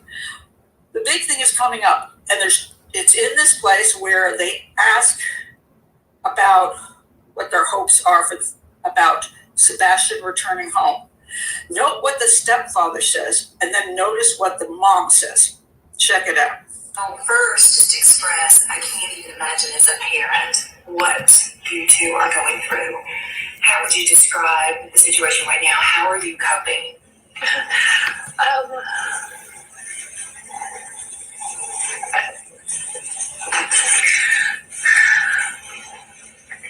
A constant roller coaster ride of helpless and hopeless and many other emotions all in one, and it's a never-ending roller coaster. It doesn't stop. It won't stop until he walks through the door. I wouldn't wish this on anyone.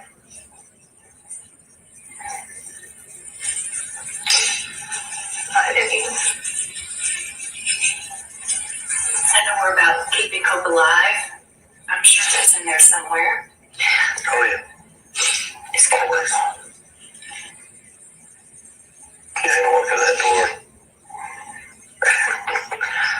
And the street will be flooded again with family relatives all waiting to hug him, love him, and That boy's gonna have more friends than he knows what to do with when he comes home.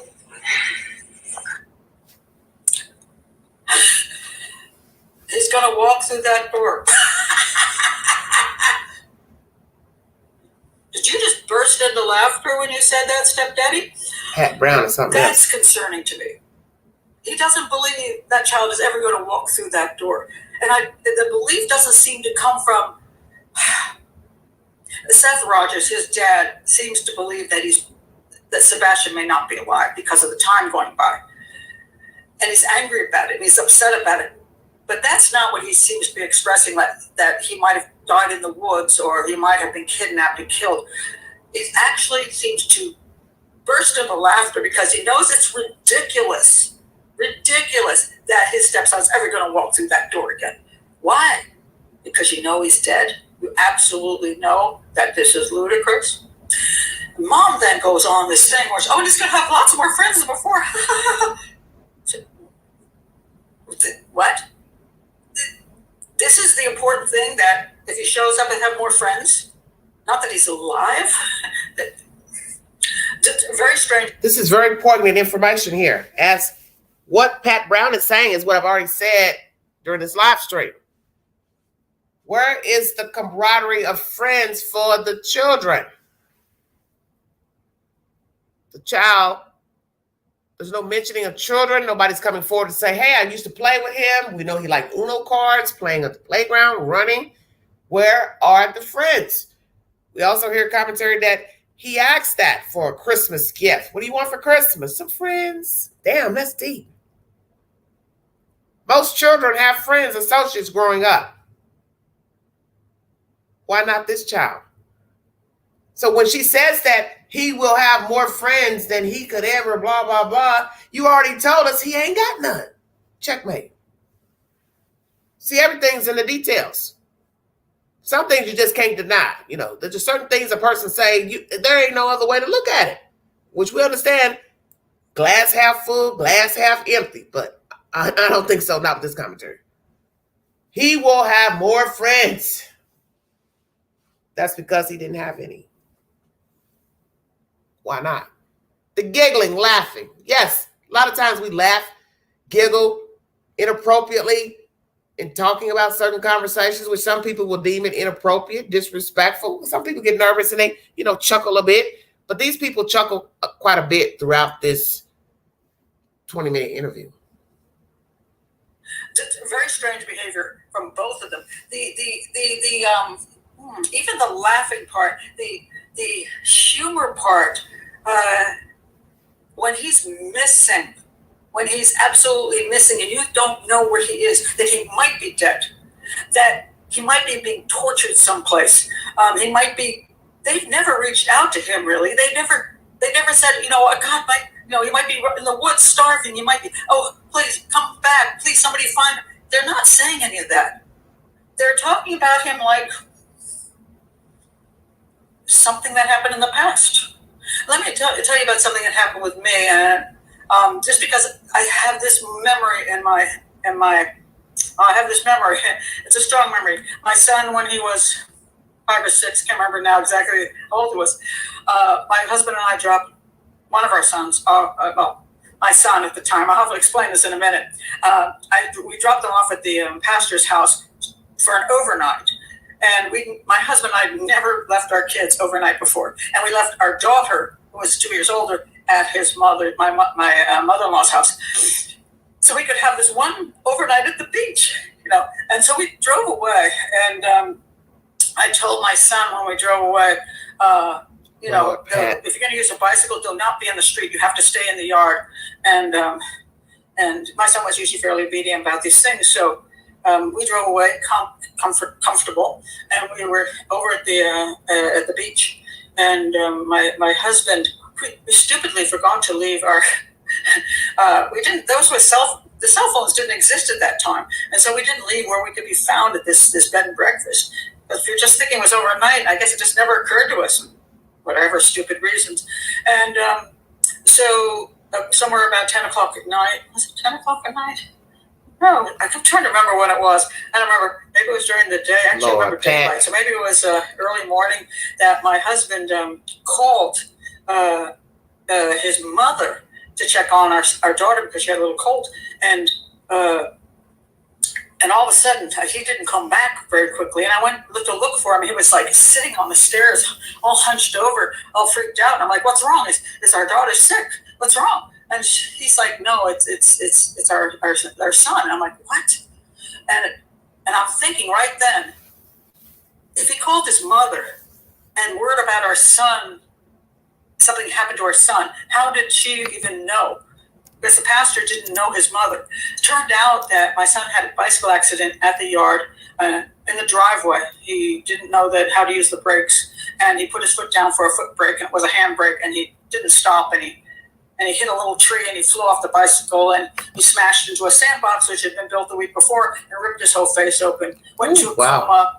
They were going to medevac him out. He luckily woke up from the coma, went down to Children's Hospital. It was a mess. And So the pastor didn't know where we were, so they sent people to our house, and I had renters that let them in. They went to our Rolodex. They found my father's number. They found my mother-in-law's number. So everybody was called. My father ended up at the hospital, and it was a nightmare. And by the time we were on the road, which is a 3-hour trip back, I remember that trip back, and this is why I want to bring this up. My son, I did not know whether he was going to live or die. I did not know. That was the quietest 3 hours I've ever experienced. We had nothing to say to each other. We were stunned. We were frightened. We did not. There was no joking going on. We never took turn to each other and said, well, when we get to the hospital, I'm sure he's going to be just laughing. We had no idea what was wrong with our son, when we got to the hospital, whether we were going to be given the news that he had passed away. We didn't know. There was no funny in that. There was no humor in that. Luckily, we got to the hospital. He was alive, and he was. And he came home eventually, after a while. He came home, and he had to go back 2 weeks later they had to wait for the swelling to go down for surgery.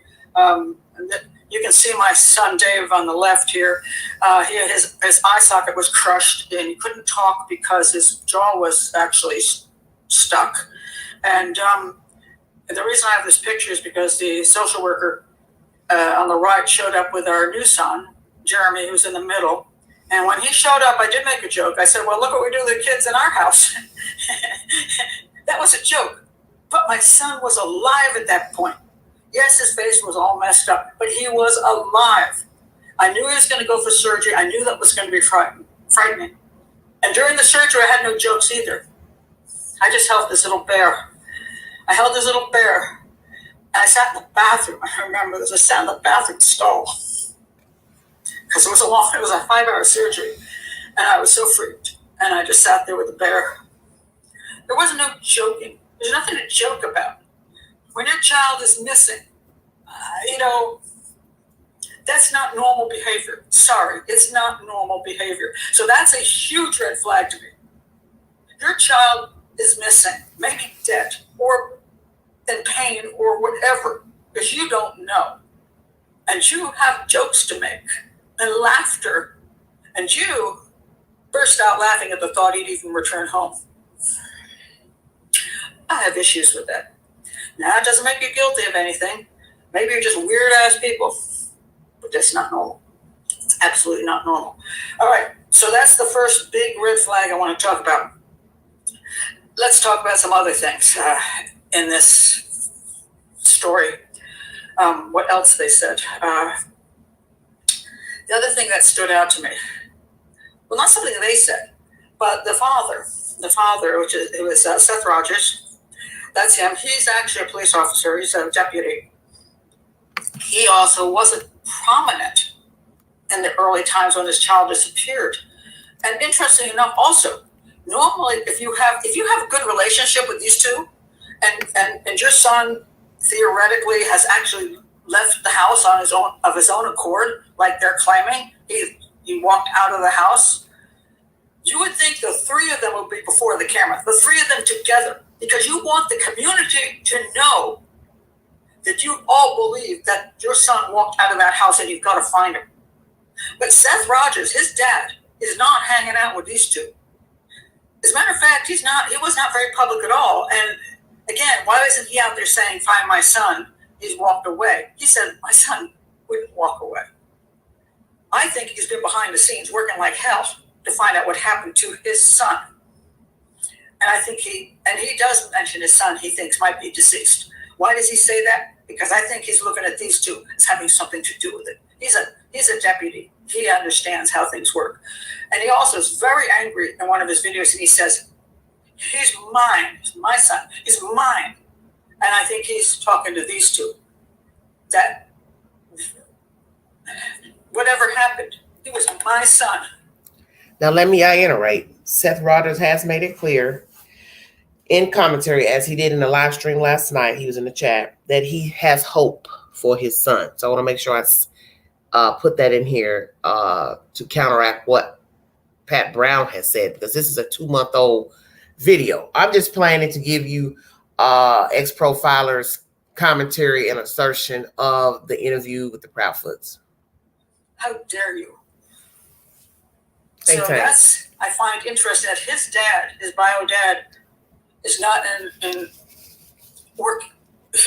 He's not all snuggly with these two. Yes, why was that? Because they should all be on the same page, and Yes, it doesn't they should. seem so. Yes. So that's another big thing for me. All right, the next thing. How did he disappear out of the house? Mom says, now, stepdad, there's a lot of like very limited information. From what I can gather, and I may be wrong because I can't find much information, he was going away to work in Memphis, where apparently he would go down there and stay for quite a bit of time. I don't know if it was he goes stay for 2 weeks before he came back. They lived in Hendersonville, which is close to Nashville. You can see it's about a 3.5 hour trip. Now, I'm not saying I'm accurate on this, but he was not in town when he supposedly disappeared out of the house. From what I can gather, and it's very, very, very vague, it seemed like he was there the day before he disappeared. And it appears he left approximately, I'm not sure, somewhere around 9 o'clock at night to drive to Memphis. And they chatted while he was going down to Memphis. So he was out of the house, and she was alone with her son. She said goodnight to him. He said, "Good night, love you, Mom, love the puppies." So did Mr. Proudfoot, was he in the area and left that night from Hendersonville to go back to Memphis? He claims he was already in Memphis the morning that the call came in about the child, but Pat is speaking obviously of the night before. What is the truth? And then she dozed off and went to sleep. He's out of town now, supposedly driving to Memphis and in Memphis. At some point in the night, this child, who supposedly is happy, has no reason to walk out of the house, gets up in the dark and walks out of the house in bare feet, supposedly with a flashlight. She says when she goes to wake him up for school in the morning, he's just not there. Okay, let me stop there as far as the waking up in the morning and finding him not there. She says, "Oh, where is he?" And she tells a couple different stories, but that she thought maybe he was in the kitchen making some food because he does that. She goes to the kitchen, he's not there. Within 3 minutes, she says, one of her stories, 3 minutes, she's like freaked out. And she calls him and says, "I can't find him. He's not in the house." I'm thinking 3 minutes. Okay.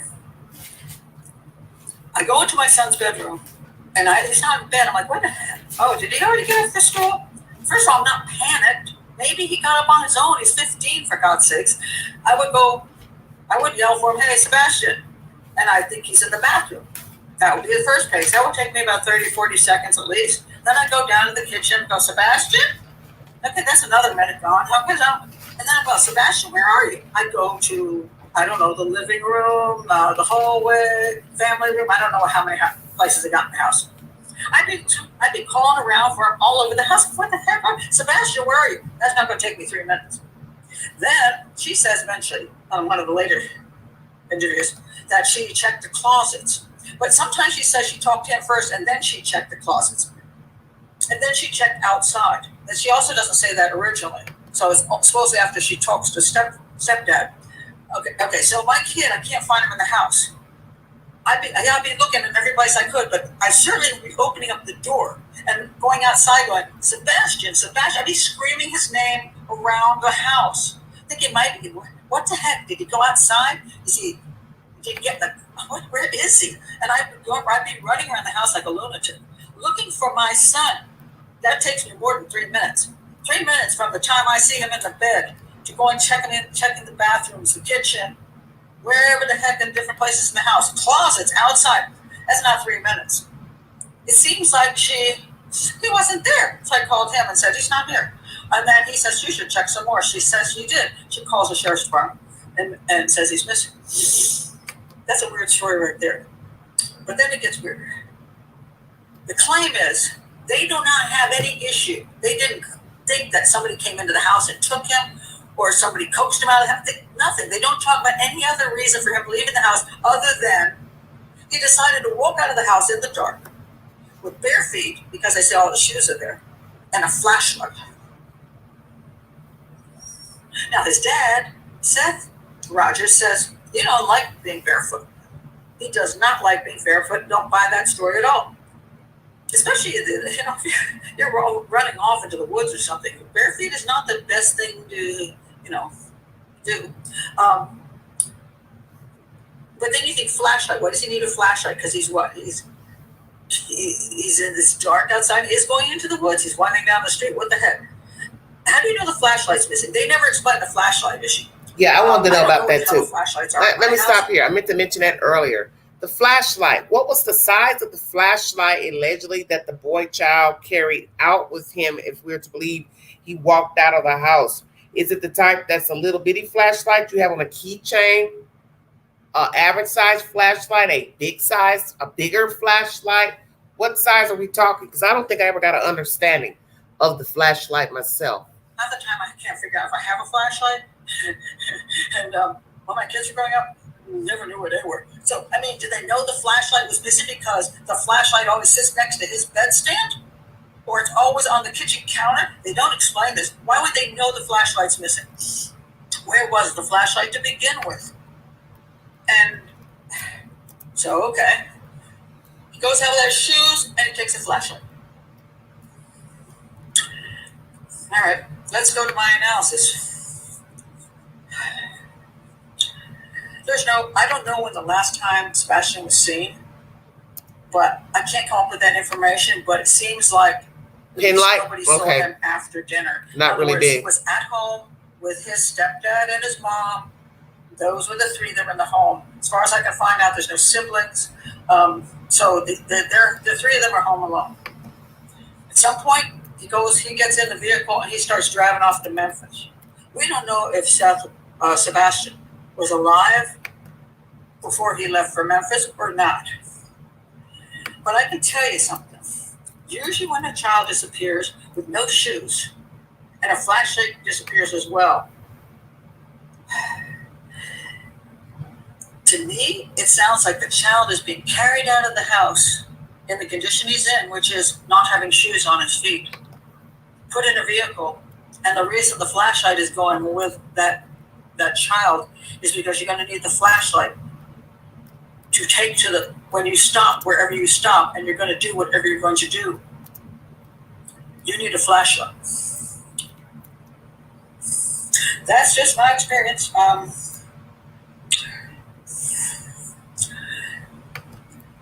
So my problem is, let's take a look at the map. If that child did not walk out of the house on his own, I believe he's somewhere between Nashville and Memphis. That's a hell of a long, long journey. So, Sorry about that. Brief intermission. Gottfried, what are you talking about? Free what? I don't understand what you're saying. Absolutely anywhere in that long, long drive. I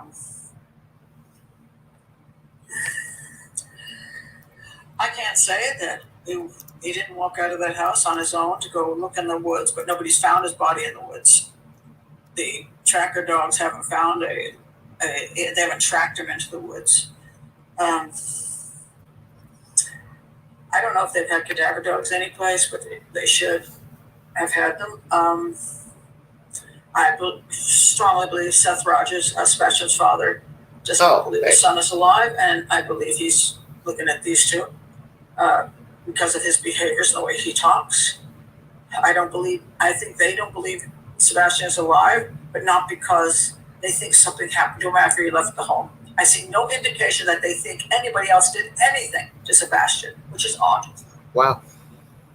And I don't think they think Sebastian's going to walk through that front door. That to them is ludicrous.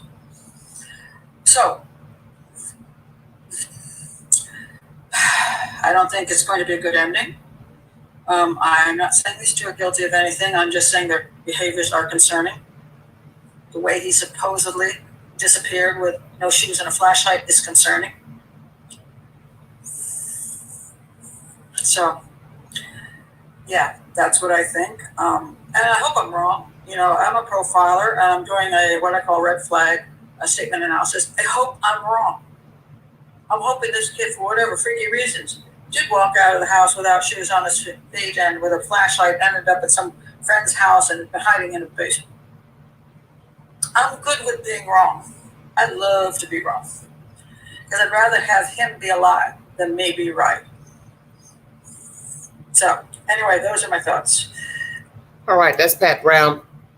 Feel free to check her out in the YouTube queue, former profiler for the FBI. 1 second, everybody. One comment under that video 2 months ago. When the mother said that boy instead of my boy is a red flag. When you use the, those, them, it is a separation from the person. And many people probably don't think about that. Such as me referring to Sebastian or Summer or anybody. Your pronouns are different. And they will also be different if you are related to the victim or person missing and you're describing that person as she said here, or this person is saying here in the chat. Instead of saying my boy, the person says that boy, the boy. Very interesting. But then somebody replies saying that's just a Southern way of talking 1 month ago. Somebody else says this mother can never say his name. Another person responded, no, she literally can't say his name in any sentence or interview. It's sad. Interesting that Patsy Ramsey referred to John Bonet are in the same way. I loved that child. And then somebody went on to talk about some other nonsense pertaining to that. There's no way in hell that lad left his house barefoot in the middle of the night. Stepdad's been married 4 times. He was having a custody battle going on with his ex-wife, and the day after the reported Sebastian missing, the ex-wife got a restraining order on the dad. Don't know how true all that is. Everything's about perception. You're entitled to your opinion. 1 second, everybody.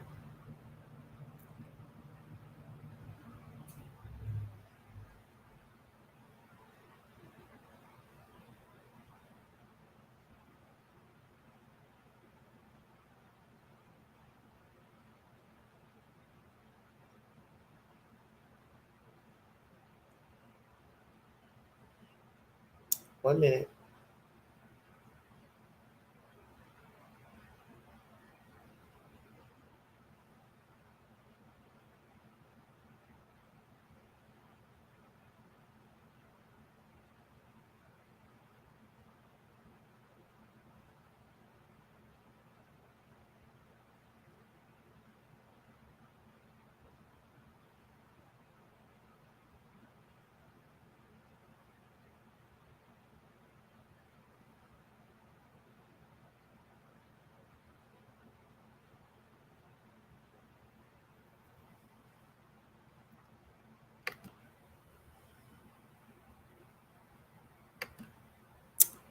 Hey, Holly, the threes are weird. What 3, honey?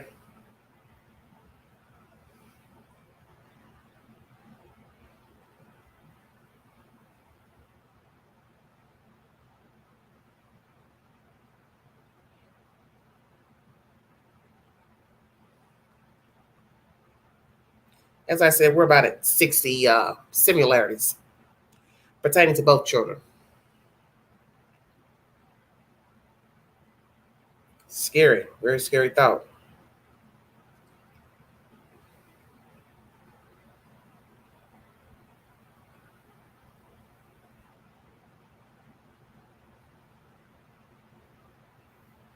Yes, very weird. Weird indeed. So what did you all think of Pat Brown's analogy of the case and the parents' interview. Matter of fact, just to let you know, that content was uploaded 2 months ago.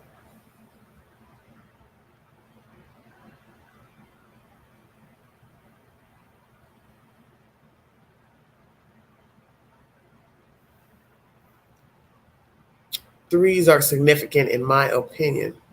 Tell me why. Why are they significant?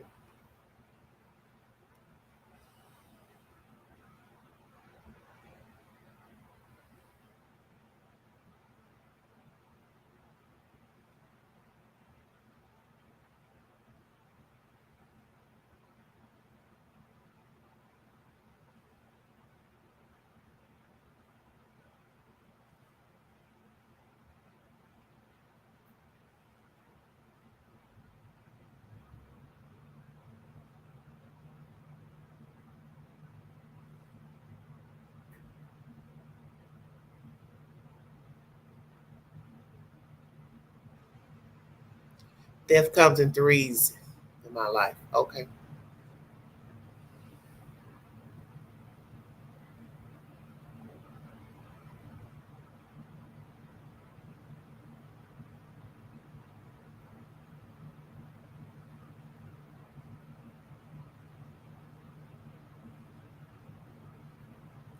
I was trying to find something on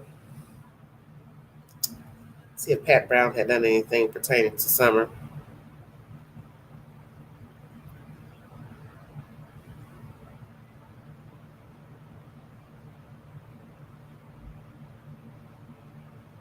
She's got one short clip.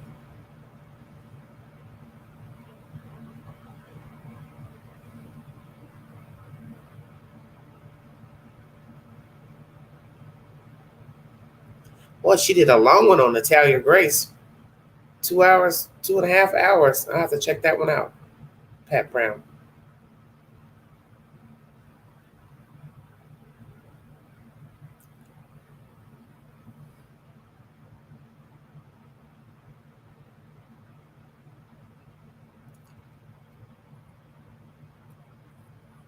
The trees are significant with people who have guilty knowledge or are straight up guilty. Threes. Yes, the threes are a sign of deception, concocted stories, imaginary amounts. I think Pat Brown is spot on. She seems to be very professional and to the point, and I like that. Okay? I like Pat too. I was trying to see if she had done something on Summer. All I've got is this one content.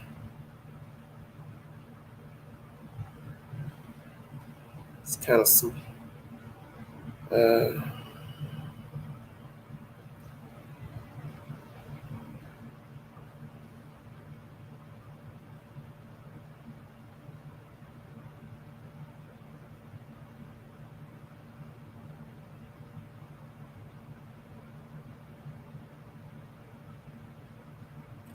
can't find anything.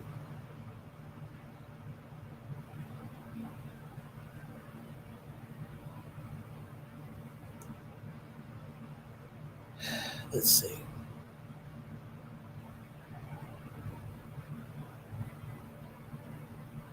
I guess I'll go back up here, see what I got. It's the only thing I can see in a queue. It's cornbread mafia BS. I don't know if I want to leave it at this. Let's see what she has to say about this nonsense.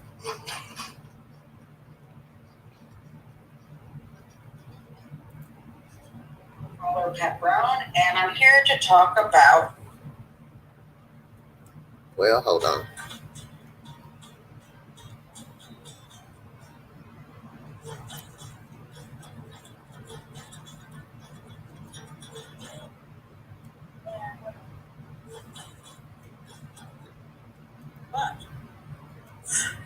The cornbread mafia, really? Okay. Has there ever been such a thing? Well, yes, there was such a thing. Back in the 70s, there were these 70 dudes who were marijuana growers. Marijuana trafficking had the whole couple dozen farms, and that ended in the late 80s. Okay, so they were around for a while, and then and the authorities went after them. And when the prosecutors went to court, they called them the Cornbread Mafia. Now, the story is that the guys in this supposed Cornbread Mafia were the ones that coined the term, but how legitimate that is, I don't even know. It could have been a joke that was thrown around, hey, we're the Cornbread Mafia. It could have been the prosecutor who made it up. I don't even know, because it was just later on some guy wrote a book and claimed certain things. Anyway, yes, there was a group called the Cornbread Mafia by somebody, and they existed in Kentucky 20 years ago. What in the world does that have to do with Summer Wells and the Wells family? We're talking Tennessee. We're talking 2021. There's no such thing called the Cornbread Mafia that I have found to exist. So why is this being brought up? Why was this on the Dr. Phil show? What in the world? Okay, let me step back about Dr. Phil so you can understand all of this. Okay, so don't trust Dr. Phil. That's the first thing I can say. And nobody who goes on a show should trust him either. I don't. I went on a show once. It was a very unpleasant experience. I will tell you that. I was brought in to talk about a specific subject. While I was there, I was not pleased with his demeanor, the way he treated his guests. I actually was shocked. I was brought on the show. In the beginning of the show, I was introduced. I spoke on the subject, and I went home. And when I saw the show later on, I realized I was missing out at the beginning of the show. I'm like, where am I? And I was just showed up on a panel in the middle of it. I'm like, this is so bizarre. And then at the end of the show, Dr. Phil gave this long speech, which included everything I said in the beginning of the show. So I'm like, really? Yeah. That's what you did. At least that's my perception of it. And so I never did another show of his. I was called again. I told them straight up front, I will never come out and do another show. I personally am not fond of Dr. Phil or his methodology. And when he brings people to be on his show, I don't know what he tells them. I find him manipulative. I don't find him truthful. I find him as a person who's like a carnival barker who's running his little sideshow there. Wow. He's making millions, and he's on national TV. So he brings people in not to help them, but to make a great show for himself. That's my opinion. I don't know what he told the Wells when they were coming as to why they were coming. But apparently, Candace thought they were, she didn't really want to go. She said Don made her go, and I probably believe that's true. Don is the kind of person that will go on a show because he thinks he can convince people of things. Whether he's innocent or not, he thinks I can, if his daughter's really missing and he had nothing to do with it, well, then he thinks he can get on the show and get people to look for it. If he's guilty, he thinks he can get on the show to convince people that he's not guilty. I believe that's Don. I think he's a big talker. Candace, on the other hand, does not do well in front of a camera. Probably shouldn't be in front of a camera. She falls apart. She does not handle things well. So it was her understanding that they were going there to talk about Summer, to help have people look for Summer. A nice show about how wonderful Summer was, and please give tips. Please send in information. She gets there, and there's this team of interrogators. Actually, they're not official interrogators. I want to get their names. Body language experts and behavioral analysts Scott Rouse and Greg Hartley. Okay, now normally these guys would not actually interrogate, as far as I know. Most of the time, when you're doing body language and you're analyzing behaviors, you're doing it you're watching a tape of some sort. You're watching an interrogation by a detective, or you're watching somebody on a news show. But you yourself are not the interrogators or interviewers. So I found it kind of a conflict of interest. So anyway, there they are, and they're questioning, and they throw out this question about Cornbread Mafia, and she falls apart. And they say, aha, you see, her face went like this, she got discombobulated, and then she ripped off her mic and ran away. That Cornbread Mafia question really got to her. Well, let's think about it. If the Cornbread Mafia doesn't exist, she's not going to fall apart over the two words Cornbread Mafia. The reason she said she got upset was because she was being interrogated and she was getting fed up, and then this ridiculous, corporate mafia came out and she just lost it. Like, oh, this is ridiculous. And I can't blame her. It is ridiculous. They had no business asking her that question, especially since it doesn't even have any sense because it doesn't exist and it's never been proven that they had anything to do with any huge drug cartel. So why are they asking her that question at all? Just why? Let's assume that she had something to do with what happened to her child. Would it be that, as many people on the internet are saying, which I think is just ridiculous, that she sold her child for a drug debt, or that the drug guys came and stole her kid because she owed a drug debt? Let's look at it the way it really is in real life. Let's say Candace wants some drugs. She goes to buy some drugs. She says, I want this. And they say, okay, it's going to be $150. She said, I don't have that. Well, then usually they say, I'm not going to sell you the drugs then.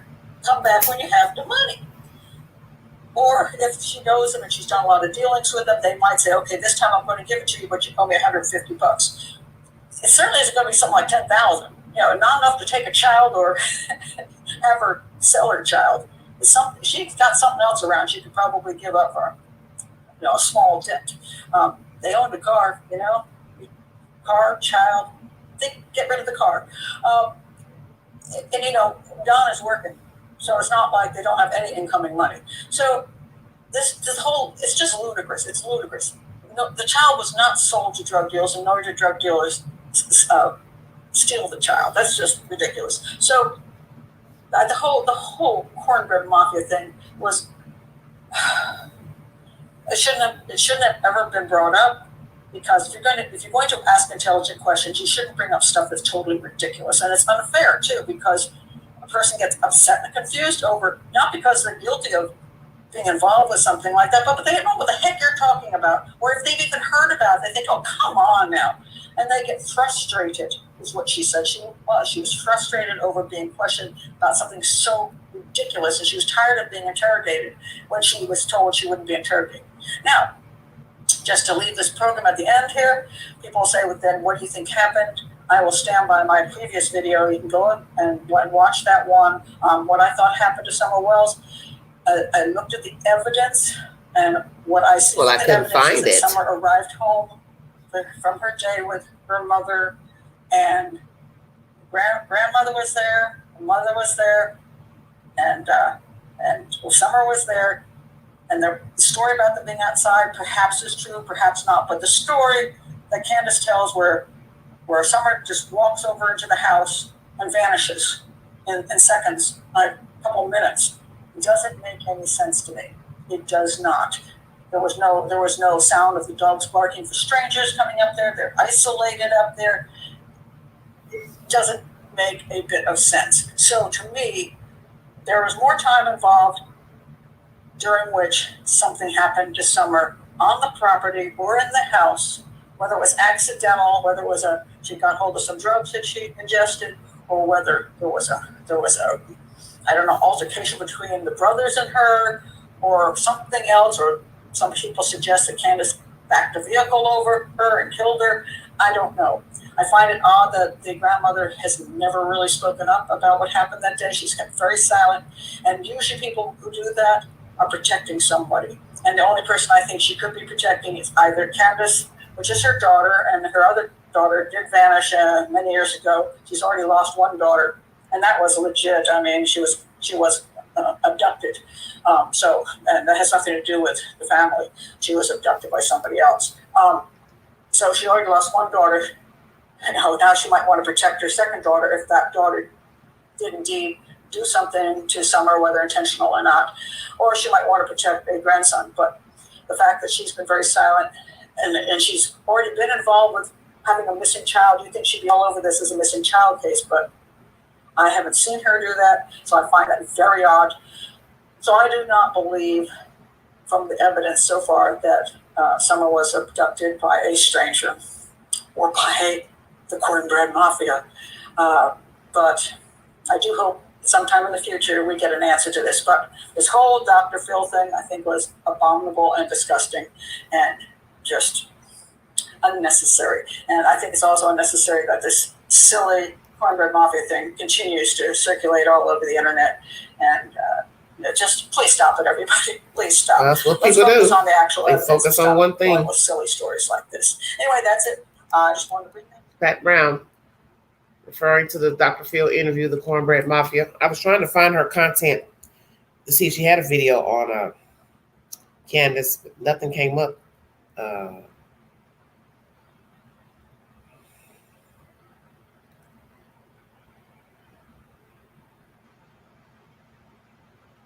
In the queue. So what do you all think? Similarities or no?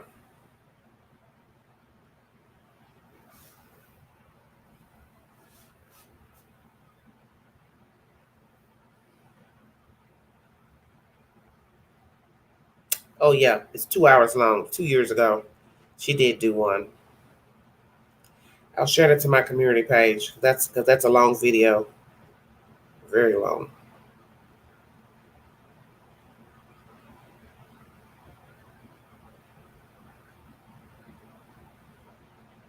As most of you know, on the 15th of this month, it will mark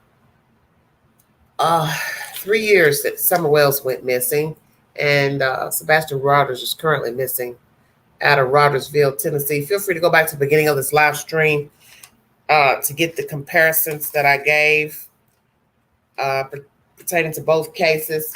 We're at about 63 now, similarities, and there might be a few assumptions mixed in, but naturally, I prefer to deal with what's been proven pertaining to each case as similarities.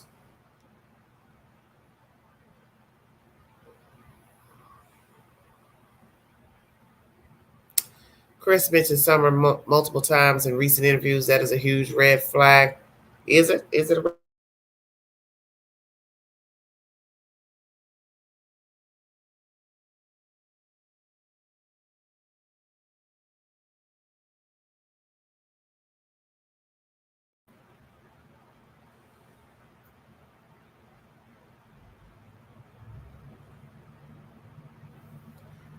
I'm going to take a brief intermission, you guys. Hold on.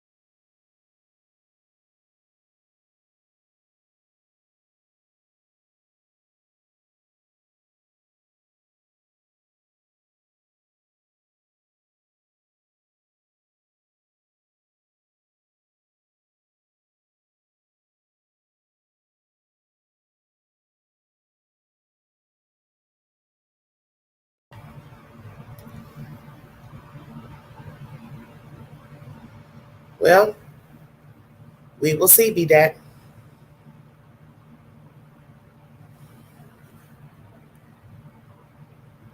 We will see. I don't know. All strange. All of it strange.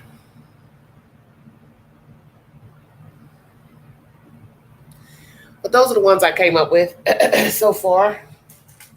As I said, feel free to go back, replay, to get the similarities that I could come up with. Few were dropped while I was live from people in the chat.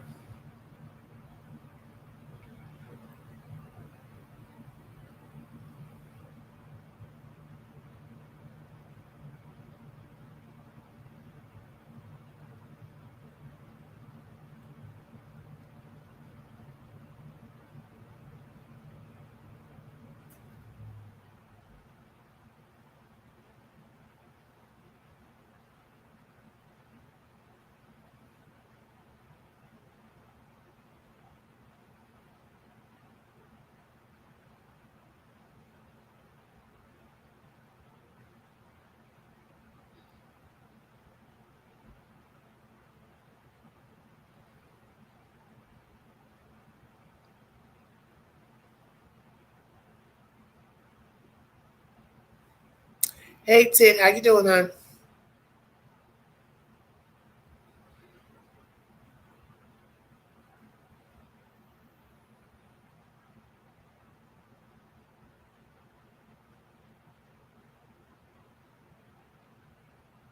I was looking for something.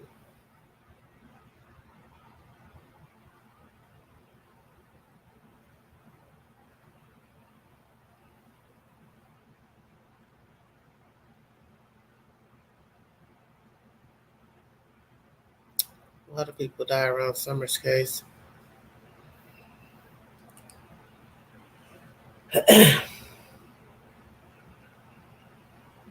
So what do you all think of the similarities that were mentioned during this live stream?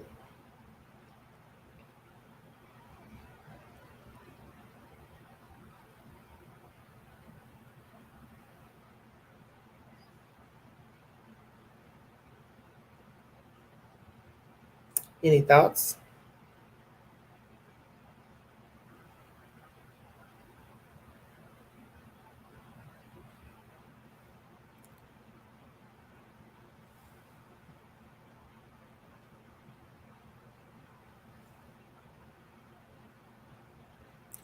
Yes, Kendra, they were. They're very tragic. Still don't know what happened to them. It's just ridiculous. Absolutely ridiculous.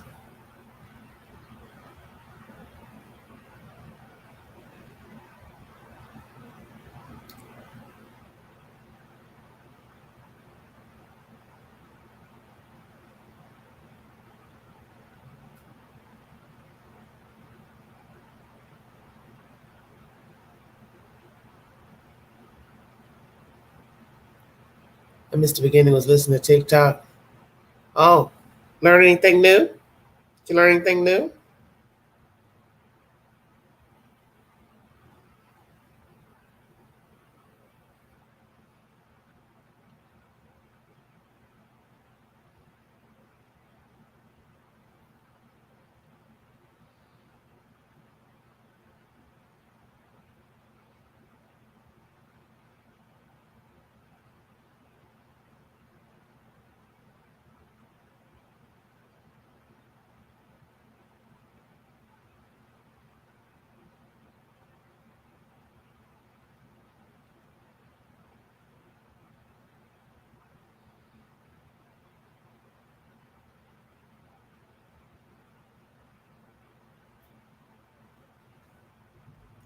Even though I don't know a lot about Summers, what I think happened is she was, oh, okay.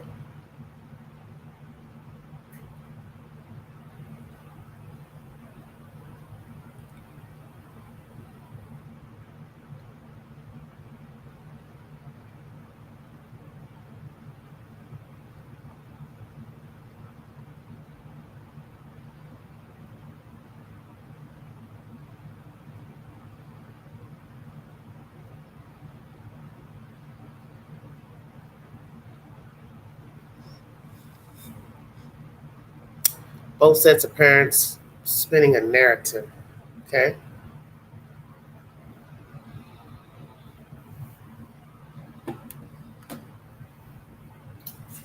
And what is that exactly? What is the narrative?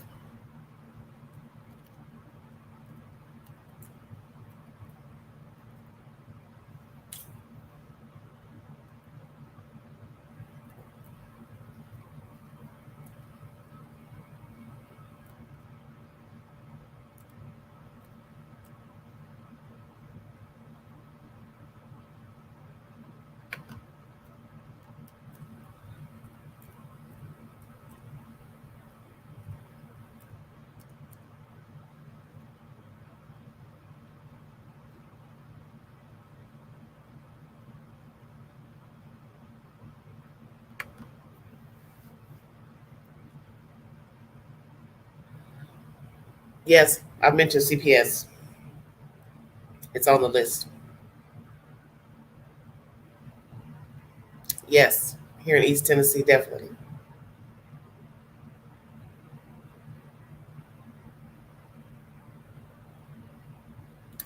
KP can't want talk with Seth because she knows he can see right through her, in my opinion.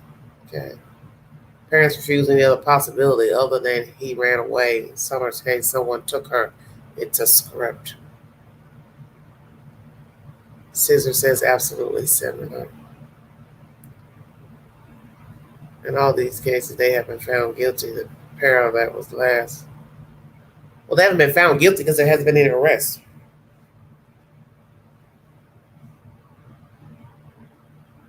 Maybe some people's perception of them is that they're guilty, but no one has been arrested in any case.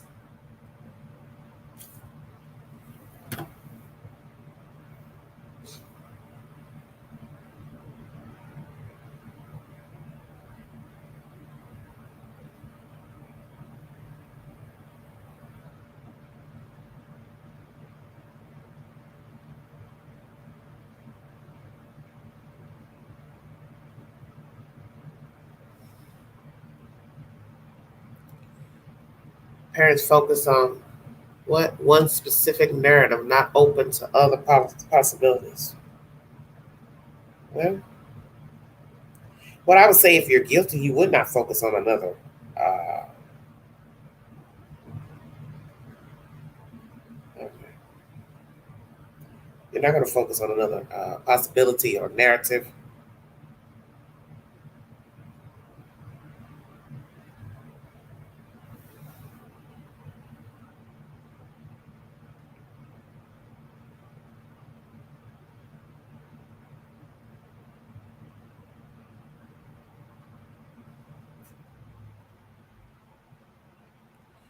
Both cases, the parents didn't look for the child.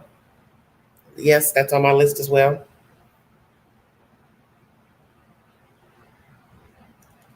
Doesn't have a whole lot.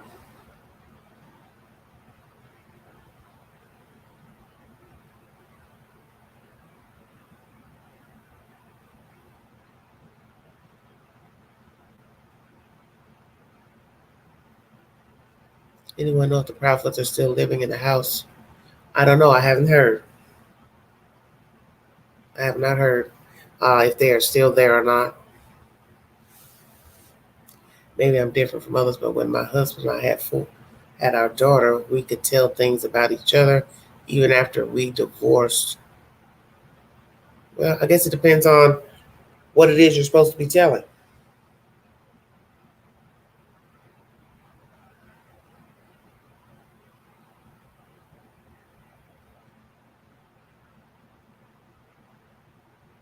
I mean, naturally, you're going to think they should know one another.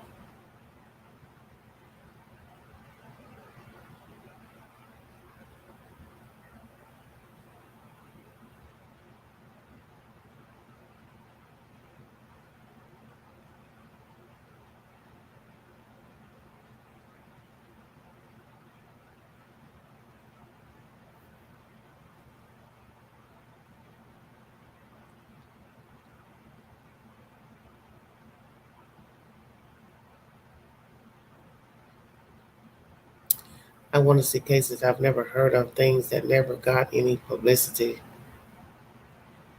Well, Stillwater, there's probably like thousands of those because lots of cases don't get publicity.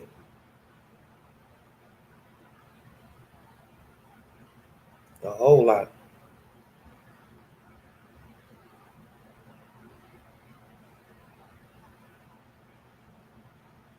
That's why the family members complain that the stories aren't getting any coverage.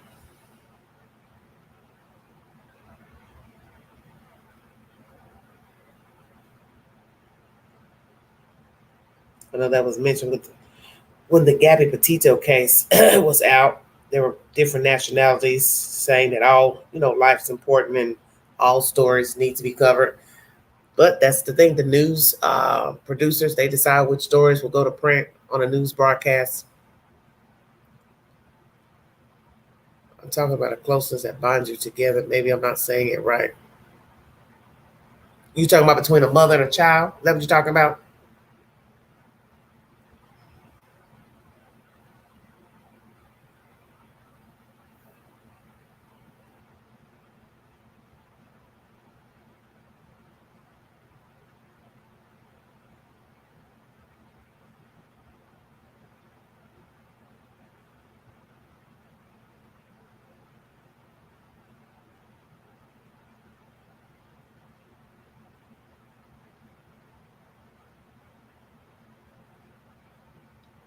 Okay, child and father. All right, good night.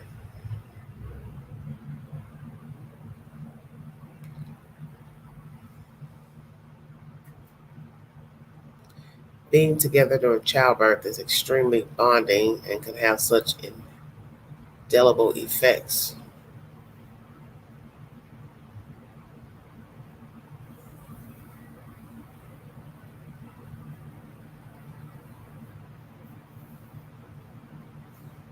Well, where else would the child be if they weren't with the mother when the mother gave birth?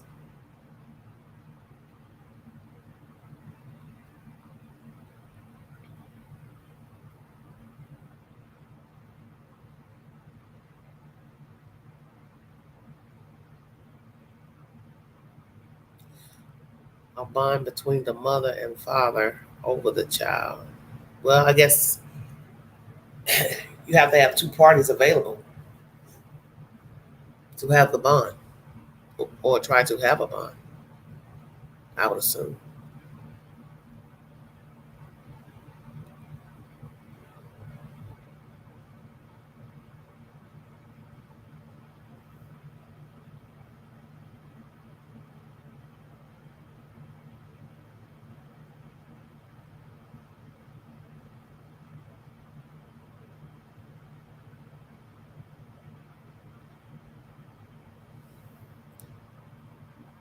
What I'm exactly saying, the similarities in all the cases where a parent claimed the child just up and damn disappeared, they all sound like Sebastian and Summer's cases. Yes, eerily similar. Eerily. That's why I made the video, because I was thinking about it a while ago. And I was, taking notes. And at first I'd get to maybe, I was like right under 10. And then the other week I got over 10. And then tonight I decided to just ponder on, all the qualities of each parent, step parent, and the child, and the circumstances that have played out pertaining to both cases. And I'm at 60 plus. Hello, how are you? So I'm at 60 plus. It's kind of creepy, really, that you could count that high up on something. As I said, there are a few thrown in that might be a little, speculative, but a lot of them, I believe, are factual, nonetheless. And it's just ridiculous. Like I said, when you can come off of one hand, let alone two, it's just, that's bad business. And they're always in smaller towns or small cities, like 15,000 residents or so, okay? I'm not saying it doesn't happen in the city, of course, but my goodness, what I've seen is so repetitive. And this pattern of nature is crazy, so it's evil. The total opposite of good. Okay?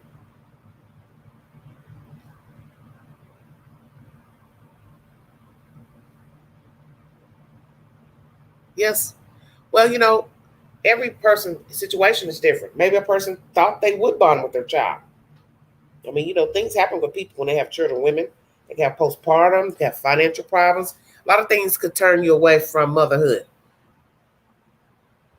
Not that you actually want to be turned away. I mean, just saying everybody's situation is different. Problems with a father, boyfriend, lover, health problems. Maybe you try. You just can't perfect it. The actual taking care of another person. It is another person. May actually have, planned to have a kid, mapped it all out. But then when the baby got here, things weren't going the way you had planned, whether it be mental, physical, like I said, 1,000 different reasons. I wish we can get an understanding from Seth of the atmosphere of the Proudfoot's house the 3 days and stay there. Did he talk to Katie? I mean, they were in the same house. I don't know.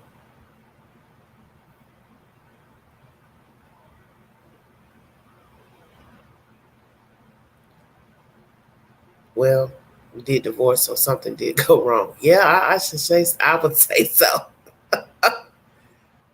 Indeed.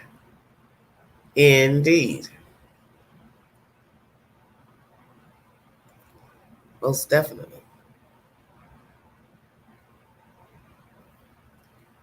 Would you do it again? Would you marry again, or are you married now?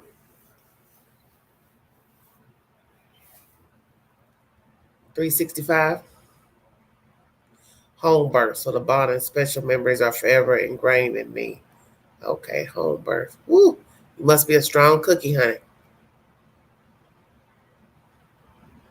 To be a fly on the wall, that would help. Yes, it would. But sadly, we can't be flies on the wall. Yeah.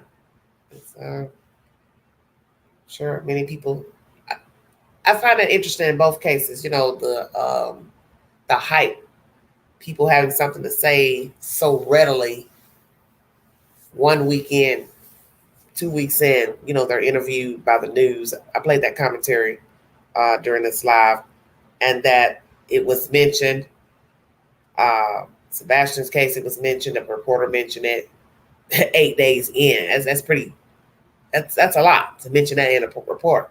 Oh, people are talking on the internet about you all. And then, she's asking them how they feel. And then in Candace's case, she just come out and say it on her own. I'm sorry you all feel the way you do. And that was like, what, about 2 weeks in. So that's just interesting. Because a lot of times, back in the day, I'm sure when the internet was starting to pop off, you never heard it on TV shows, like the reality shows. They would never integrate what was said on social media, TV into the storyline. Well, they do that now because social media is so popular. They mention social media, your IG page, X, all that, because they don't really have a choice not to bring it into the storyline. But it's just interesting that both commentaries, they were talked about, judged rather, on social media early on. Very interesting. Yeah, neither. Wells, Bly, or riddle wrapped up in an enigma. Good God, Steve. What are you up here? You gonna start quoting poetry? So funny.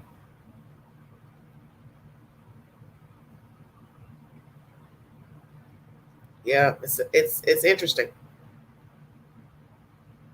Similarities that I had came up with. The children, their hair, just everything. Location, abuse. It's all different things. That's the whole point, is it not? Something wasn't right. And usually there is something wrong for the child to go missing in the first place. And then comes the chaos with what you see unfolding on Facebook, YouTube, because chaos breeds chaos. It's never ending. It's never ending. Well, that's all I have for this evening, you guys. Feel free to go back to the beginning of the live stream to get the similarities. As I said, we're at about 63 or so similarities between the two. I played content from the beginning of the cases, the interview between the Wells and WJHL News, and the Proudfoots interview with WSMV4. And then I briefly break down the commentary of what the parents said in the interviews.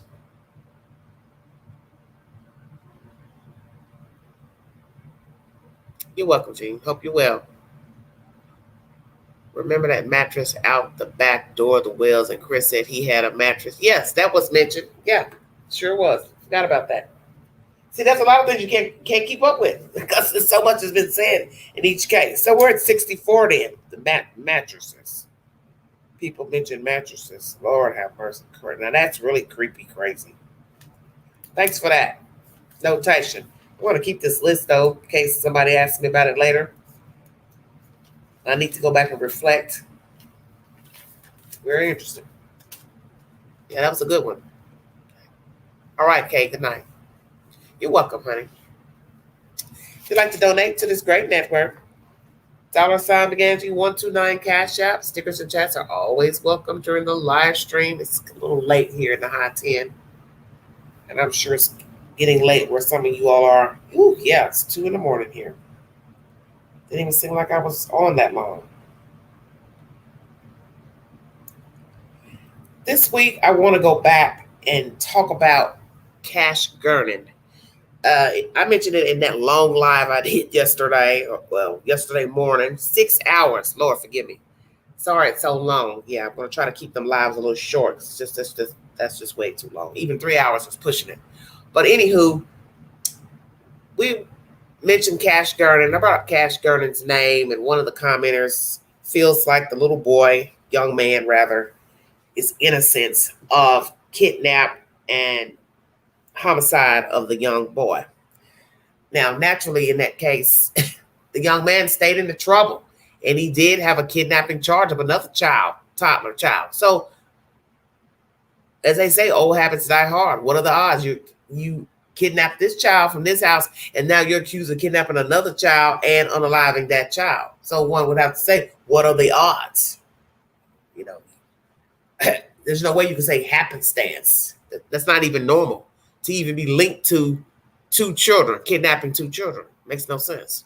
I do believe that's him in the video, even though the footage naturally is of a person in black and white because that's how it's filmed, and it's in the dark. The room's dark. But it looks like him, tall, thin build. You could tell there's like some braids like on top of the hair. Looks like he was wearing like a what do you call it? A headband around his head. I do believe that's him in the video. I do believe that's him. You're welcome, Island. On dispatch video, they cut in boy, same description, head wrapped in towel. They said white van. Who are you talking about, Jaden?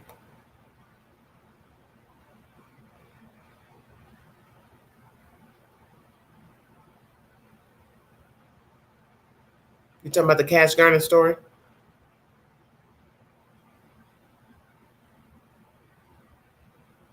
That'll probably be my topic tomorrow. And I'll either talk about that tomorrow or I will talk about, I said I wasn't going to do any more kid stories.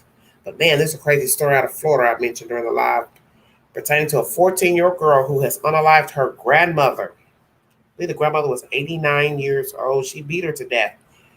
Her mother is overseas, and one neighbor said she missed her mother. So I thought, well, what would that have to do with you beating your grandmother? Who beats their grandmother to death because they missed the mother? That's not going to get you to your mother. Beating up your grandmother. How's that going to work? Unless the father was leaving her there Or she stayed there and she felt like, well, if I unalive my grandmother, he'll have no choice but to send me back. Good God, that's a crazy theory right there. Really crazy. Oh, thank you. Oh, jam-packed. Yeah, it was a lot of people in the house. Was it not? Yes, it was. Yes, there are too many kids, but it just goes to show you there's mental illness everywhere.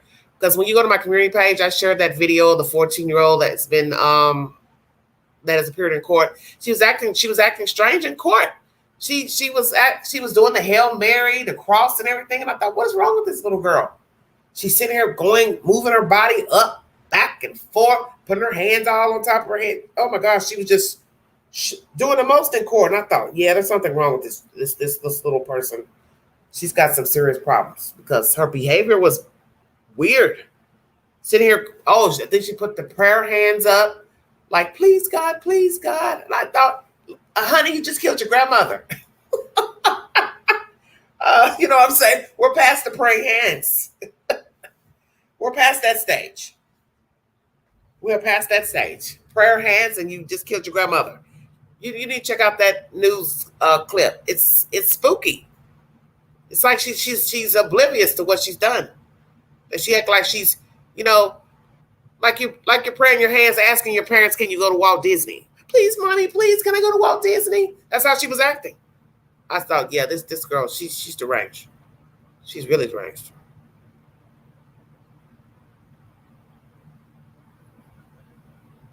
Yeah, see, I don't know if the grandmother had said something out of her way, was mean, wouldn't let her leave the house. Maybe she wanted some money from the grandmother. Maybe she needed access to a phone. So you don't know the circumstances. I don't know if she was living there or she was just there for the day. Don't know. But I know the father was in court when she was sitting, in the pew where the inmates sit. And I was just in my head, I was trying to put it together. Like, why is this child in here killing her grandmother? Yeah, I shared it on my channel, community page. You just watch it. You'll see how she behaves. Her behavior is, I don't know what the hell's wrong with that little girl. But you can tell there's something seriously going on. Not trying to be funny, but her behavior threw me off. And I think there was this guy sitting behind her. I'm sure he was looking like, what in the hell is wrong with this kid? But she was acting strange.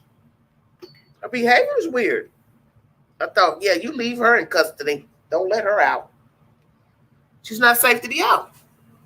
I mean, she's no different than a grown-up unaliving somebody. Can't let her out. No way you can let her out. Kill an elderly person? Nah. No freedom, kid or not. I don't care if the grandmother was being mean to her, talking crazy to her, talking down to her. Walk out the house. Just walk out. You didn't have to beat that lady up. Yes, it's on the community page. Yeah, she's. I think besides me being, just like the shock because she killed the grandmother, it was the way she was acting in court. I mean, when you watch it, you're going to be stunned because you're going to be like, yeah, you keep this little girl inside. I don't even trust her inside of a facility for kids, even though, I know that in juvenile, you'll get some kids who have, attempted to unalive a person and or unalive a person. You're going to have, thievery, burglary, assaults, probably some essay, a little bit of everything. But baby, a 14-year-old girl has beat someone to death. That's deep. There are no words. So I don't know if the lady was awake, asleep. They didn't give no details. I don't think I want them. The beat, just saying her body had bruises on it. Hey, you just use your imagination. Just use your imagination. Yeah, robbing banks, yeah. And that's crazy too, robbing a bank as if they're not going to find you. If you can get away with robbing a bank, you're doing really good. Because usually they find you. And you're talking about a lot of time when you decide to rob a bank. I mean, it's like the point of no return. Absolutely.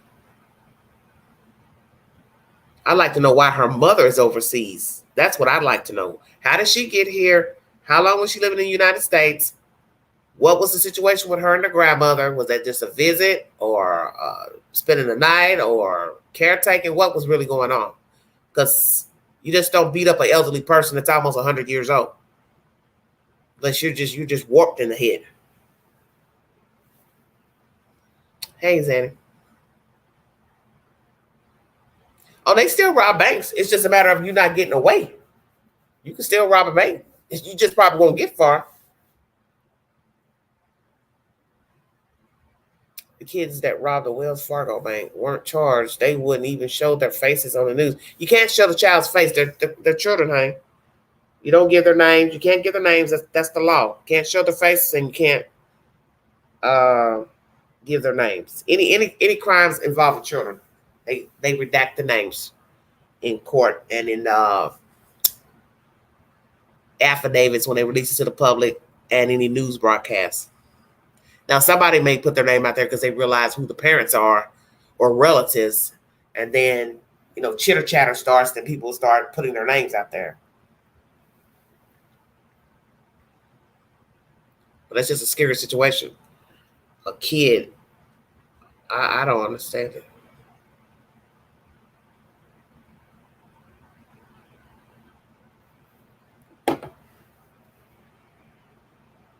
I definitely don't understand it. Wonder what the father's thinking.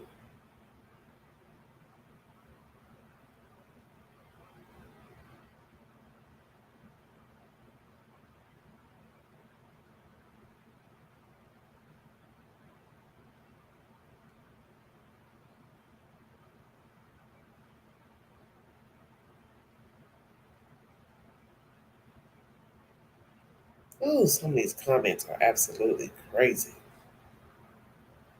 These people just say anything. I wouldn't want kid to live with me. Yeah, but it's too late. Once they try to beat you up, you got to try to live. If you're 89 years old, you can't fight back. It's just a matter of you trying to ward the person off. You don't know that a child's getting ready to attack you. I mean, how would you know that?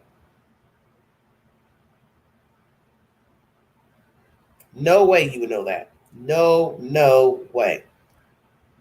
You got a kid in your house and they're going to attempt to beat you up. There's no way you would know that.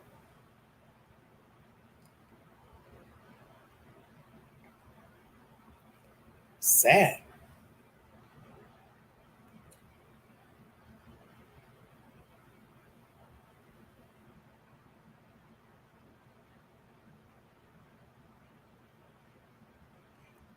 We have a case that happened here in, I believe it's Knoxville. A 6-week-old baby has passed away from a family dog. I believe it was a husky. Let's see, somebody's commenting on my video. Oh, Bastard Baby said this was horrifying, so sad. Yeah, it was. Said they never had any issues out of the dog, had her for 8 years, and she just attacked the baby. I don't know. She jumped over the crib because they said they had the baby in a crib. So I'm assuming what? She put her paw through the crib or she jumped over the crib and attacked the baby. Either way, the baby's not alive. The baby has died, and the dog is at the Young Williams Animal Center. So I'm assuming they probably will euthanize the dog. All right, everybody, let's hear this story, then I'm going to check out of here. Local 10 News is the source. WPLG is the source of this information. Oh, Lord have mercy. All right, Crime Time, I hear you. So many questions. Sorry, we do have another disturbing murder case to tell you about as well. This time it's a 14-year-old girl accused of killing her grandmother in Lauderdale Lakes. Today, that teenager appearing in juvenile court. Local 10 News' Leanne Woodhong is live with what happened during that hearing. Leanne. Well, just into our newsroom, we have a photo to show you. Let's get right to it. This is 14-year-old Sophia Koval, charged with they are showing her picture now. In connection to the death of her own grandmother. There are still so many questions lingering, including what could possibly be the motive for such a crime. Today, this teenager was in court. 14-year-old Sofia Koval openly prayed in court as she waited for her case to be called. Her father also in court with help from a Ukrainian interpreter. The teen stands accused of second-degree murder for allegedly beating her grandmother to death. The crime allegedly I'm not going to show her last face. week inside a condo along the 4100 block of Northwest 41st Street in Lauderdale Lakes. Koval was allegedly left home with her grandmother, 79-year-old Yevgenia Koval. Oh, 79. That night, police say the victim was found with multiple bruises on her body. She died from her injuries. Cell phone video shows the police response outside the condo complex around 12:30 a.m. on May 23rd. Female, not conscious, not breathing. An autopsy determined the victim's cause of death a homicide. The defendant's father and son of the victim says his mother was a sweet woman who never hesitated to help others. She's a very good girl, as far as I know. Neighbors described observing a normal relationship between grandmother and granddaughter. It's something out of character. She's been going. She can't get over here. No warning signs of the alleged violence to come. Now she's going to be incarcerated. Where is her future? You know, and what has she done? And what was the reason that caused all of that to happen? Sofia Koval will remain in secure detention. Her next court hearing is set for the morning of June 12th. We're live in Fort Lauderdale. I'm Leanne Morejon, Local 10 News. Okay, so what happened? Let me see what's the bio on this kid. 1 second. Praying in court. I mean, no words.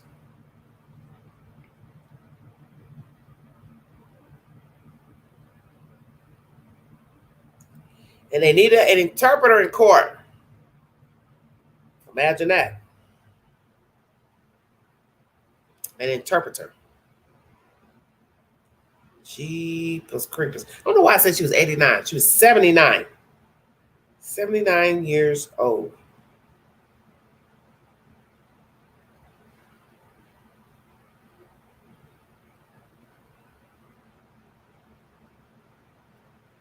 One article by the Herald says his mental health linked to 14-year-old accused of killing her grandmother. Yeah, I say so. Trying to find one that's got the latest information. They're all 4 to 5 days old. Let's see. 4 days.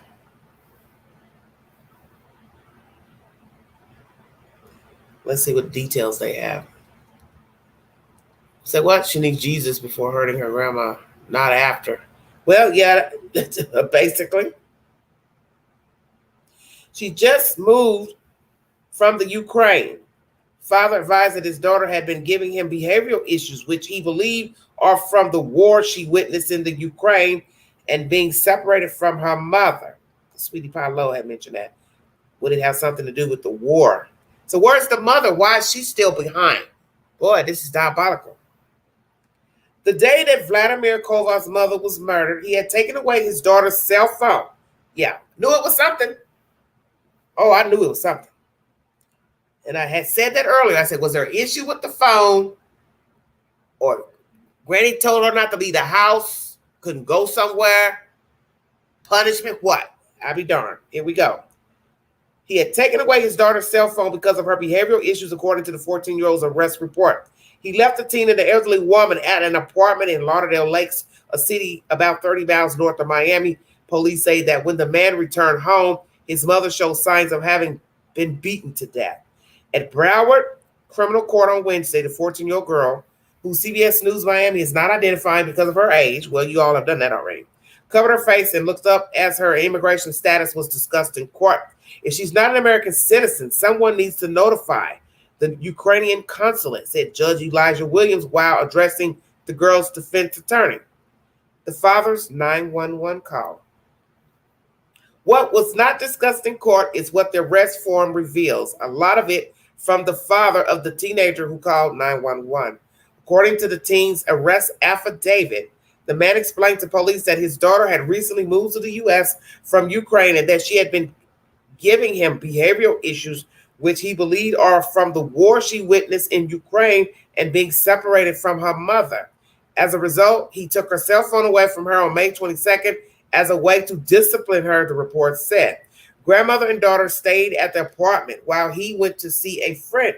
When he came back at 12:30 a.m., May 23rd, he found his mother lying on the floor with bruises all over her body, the arrest affidavit detailed. Based on the investigation, it was determined that the teenager physically struck the victim multiple times. Due to the minor striking the grandmother, she was killed, read the Broward Sheriff's Office arrest form. The teenager remains at a South Florida juvenile detention center. She faces charges of second-degree homicide. Her next hearing is scheduled for June 12th. Wow, wow, wow. Boy, is that a read. So he left her there with the grandmother, had taken her phone. So she's mad as hell. Probably trying to get the grandmother's phone to use to call somebody, I guess. I don't know. What happened in that apartment? What did she say? Were they living with the grandmother? Or he just left her there? Why did he leave her there? He's coming back at 12:30 in the morning. From where? So what was the daddy doing? Shaking him a tail feather? Just saying. At a job? What? Just curious. Let me look at these dates. That's always a good thing to do is look at the dates. May 23rd. Hold on, everybody.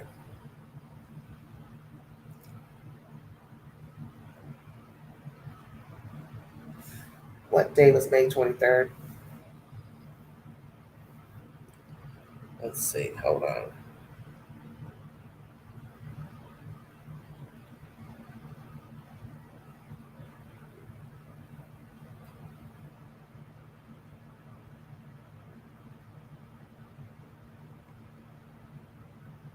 A Thursday. May 23rd was a Thursday.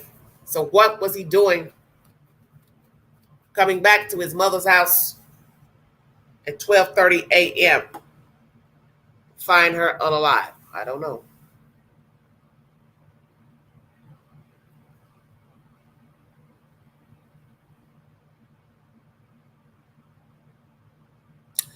God trick. That's why I wanted to check to see if that fell on a weekend or not. You know, like a Saturday or a Sunday. So it was a Thursday. So daddy's coming back to granny's house and she's lying on the floor unalive. And his child has unalived his own mother. Mercy, mercy, mercy. Yeah, that's my point. I said that earlier. I said that early this morning on the last live. The worst case scenario, lighter scenario, would be she's in there until 18 or 21. Worst case scenario, she stays in there until 18 or 21 and then goes on to a big girl prison. I guess they'll have to check the circumstances, see how she acts, if she's remorseful, if she confesses, what she describes was her reasoning, and then it's up to a judge or 12 members of a jury. Wow, wow, wow. That's a story right there. My goodness. I mean, when I saw it in the queue, I said, oh, I was afraid to open it up. I was like, I don't know if I want to open this. So I opened it up anyway. And I was like, wow, this kid, she's rough. And that's what's so sick about it. She's beat this woman to death. You know, my thing is it doesn't matter what the old lady said because that's life. You're not going to agree with your parents, grandparents. If they're mumbling, talking crazy, get up and walk out. What was a 79-year-old lady going to do? Tackle her? Walk out the door. Go stand outside. Get some air.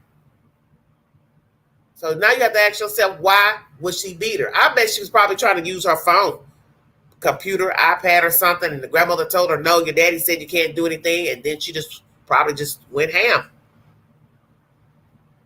Well, they probably will blame the war. That's what they mentioned here, the war and her mother. So now you got to ask, how long has she been here? Why is the mother left behind?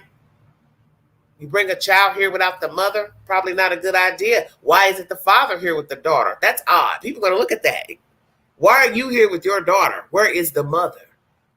Why is the mother not here with her child? Now you got to ask, do they have other children? How long were they married?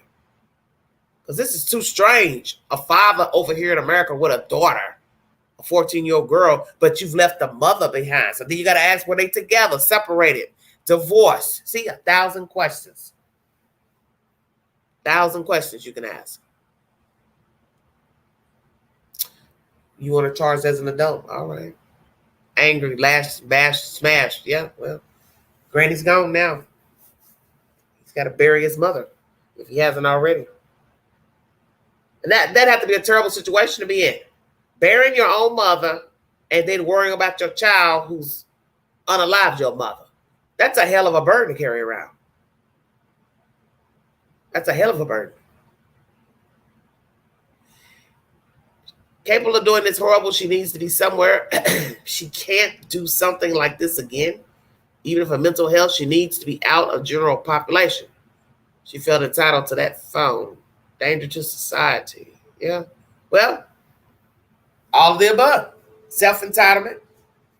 I'm angry. I miss my mother. Hell, maybe she didn't like America. I don't know.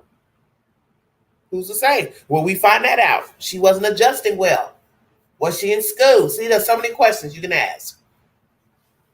Were they living with the grandmother? You know, rent is very expensive. So they recently came here. Let me read that again about her getting here. Let's see. I can pull that up where I was.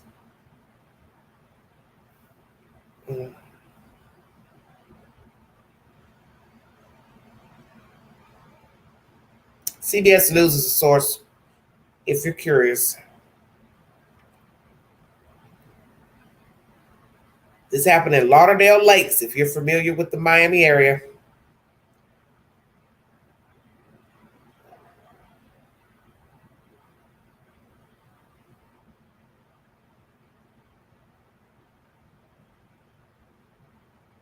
The daughter had recently moved to the U.S. from Ukraine and had been giving him behavioral issues. So what's recently?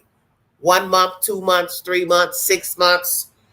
What are the behavioral issues? Cussing, fussing, falling out, tantrums, what? Running away, what? Throwing things, lashing out, biting, what?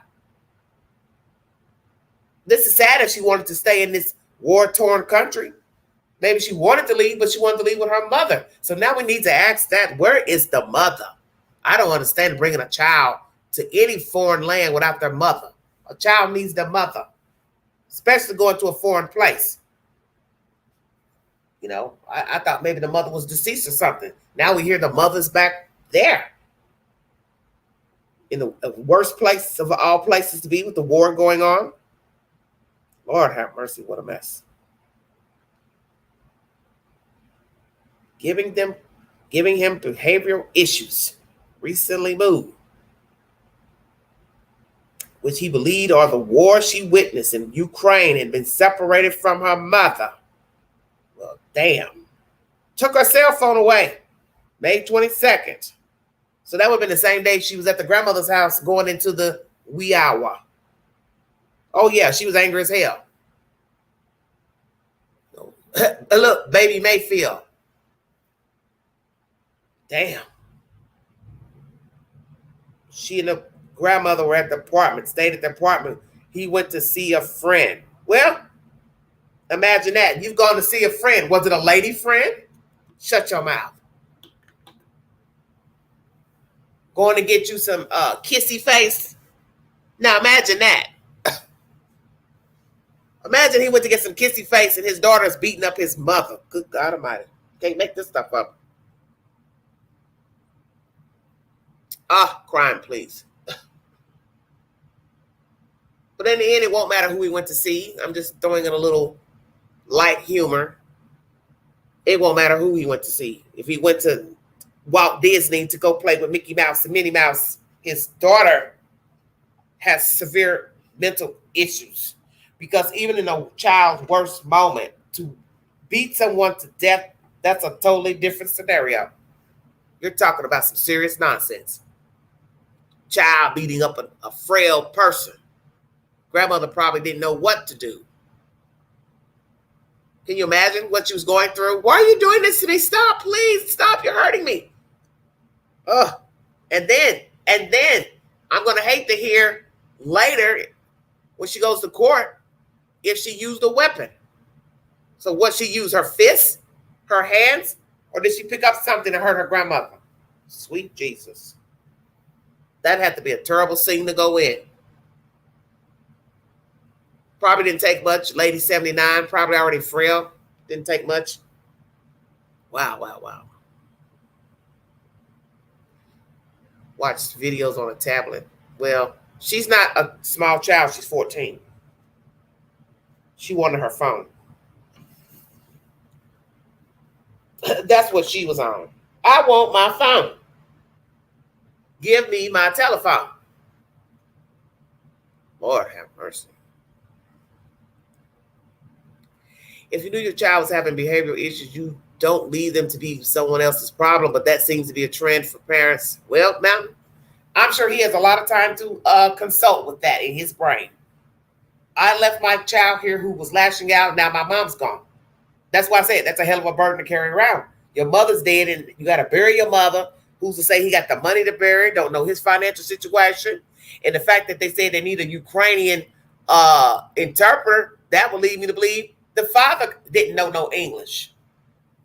So imagine that. You got to get an interpreter in court just to talk to him, see what the hell was going on. So then you got to ask how long the grandmother been living here. Did they all three come together? That's why this story is weird. Where is the mother? Now imagine somebody calling her. Hey, got to tell you something. Need an interpreter to tell her daughter is in juvenile for killing the grandmother. You can't make this stuff up. What a wicked story. Can't speak English and beating up somebody. I can't. I'm sure he never dreamt she would kill. Maybe not. We don't know. We don't know what he knew. But it's too late now. She's gone. Well, one thing about it, he's got one less problem. She's now the state's problem. How about that? There's now a juvenile facility has to take care of this little demon. Shut your mouth. And imagine carrying that burden around if she ever gets free from juvenile or a women's prison. You're going to have that moniker on you. That's the girl that beat her grandmother up. Woo! Surely wouldn't be something you want to talk about on your first date. Well, what have you been doing? I've been locked up for... Shut your mouth. Oh, I unalived my grandmother. You did what? That is definitely not coffee table conversation. My goodness. Well, Gottfried, that's a good question. They surely can send her back. Hey, we're not going to spend no money on no facilities because we got to feed her, clothe her, send her back. Oh, can you imagine they send her back? Do they also send the father back? Wow, wow, wow. The plot thickens. Imagine that. Send her back. Daddy, you got to go too. Take her with you. Or you go with her, whichsoever. But you two can't stay here. Mountain don't start. Maybe Gypsy Rose can give her some pointers on becoming a social media star. Now, Mama, that's not funny. That is not funny. Woo. Well, Shannon, they can send her back. She just got here. So, I don't know what the jurisdiction is about, that exile law, whatever they call it when you come here, a refugee. Maybe she's considered a refugee. They can unrefugee her. They can unrefugee her. Sister, you got to go back to your homeland. You can't stay here. We are not about to feed you. And your daddy can go with you. And he can try to re-enter the United States, but he cannot bring no more children with him. Good God Almighty. What a mess. Man. Yeah, well, she's all the way disconnected. You beat somebody up over a phone. I mean, we all have bad days. We get upset. I was trying to upload this content so I could play that Sebastian interview, and I was ready to turn up my device because I was sitting there looking like, what is wrong with this? Something about those articles. They don't upload good. And I was sitting here just stressing myself, like, what in the hell? But I ain't about to go beat up a human. I'd tear up the device maybe before I decide to beat a human up. But that's another thing I wanted to talk to you about. I mentioned that in the live this morning about being addicted to the Wi-Fi, the cable, so on and so forth, the apps. Could you go 5 hours to 5 days without your phone? Some of you answered in the chat. I'm going to put that question up on a poll tonight after I shut this live down. United Cellular, I believe, has this challenge, the 5-5 challenge. 5 hours, 5 days, no phone, no social media. Damn good challenge. I might try it myself. Probably get a whole lot of rest. Don't look at the phone. Don't check an app. Don't respond. Don't look at YouTube. Don't do nothing. Don't even upload content. 5 days. If I could go 5 days, don't upload content, they would lose their mind. Oh my goodness, she's not going live. You all showed me that last year when I had a hiatus. Where's the queen? She's not on X either. I haven't been on X since then, last year. February, March. Isla says I can't do that challenge. Well, you can try. Try 50 minutes. 50 minutes, 5 hours, or 5 days. How do you know you can't do it? I get it. You have to answer your phone if it's family or something because you don't know if it's an emergency. I get that. But how about the social media? No social media for 5 hours, 5 days. Go 5 days. Use your phone only when you need to, but no checking nothing. No Facebook, no IG, no YouTube, no nothing. Say what? Only when I'm asleep. Oh, now stop it. You did it before, depending on how old you are in this chat. Anybody in here that's at least my age or 40, you did not have this before. Some people had access to a computer, but a lot of people did not have access to a computer 10, 15 years ago, 20 years ago. We wasn't even caring about a cell phone in the early 2000s. We had Cricket. Cricket came out, but that was it. There was no texting. Texting only came a little bit later, a few years later, and it depended on the phone service you had. But Lord, they made the texting. Jeepers creepers. Here we go. That probably was the worst thing they ever made was texting. Just text. Don't talk on the phone. And tell me you do that. You refuse to pick up your phone. And I think it's weird to see older people texting. I'm not trying to be disrespectful. You know, I'm older, middle-aged. It's weird to see older people texting only. I don't know. It creeps me out for some reason. It's like, you're older. Answer the phone. Sitting there answering, sitting there texting like you're 20 years old. I'm busy. I'm at the market. I'll call you later. Or I'll text you later. You won't be texting me. Damn, texting nobody. I hate that. I don't know. Something about it is rude. Texting all the time. And then you'd be asking somebody questions. Thank God they got the microphone on there now. You can just speak the message. But hell, you could speak the message and the person will still text you back. That is the craziest thing I've ever seen. Why don't you push the microphone and say something back instead of texting me back? I don't want you to text me back. Hit the microphone and say what you got to say. That's what they made it for. People are weird. I hate talking on the phone. I want to text. Yeah, I know you do, Gottfried. You're the person I'm talking about. You are who I'm talking about. Exactly. Dial up, talk to kids' patience. Exactly. Now that's all people do. Text. I've seen them text so fast.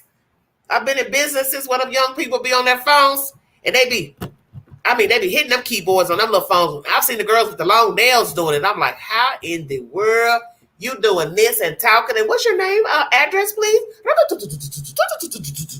I thought you ought to have a damn good job. You should never be without a meal, card note, or nothing the way you all type.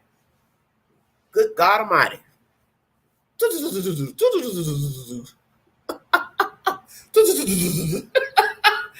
hear them on a typewriter. I mean, they be fast.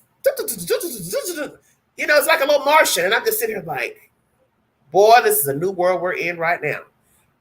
Where is the space shuttle? Beam me up, Scotty. That's where we're at. Everything's fast paced. Everything. What are you all going to do when there's no more TikTok? Oh, I was talking to Sweetie Pie Low about that earlier. Oh, my goodness. What are they going to do when there is no TikTok? Just jump out of a window, I guess. Hell.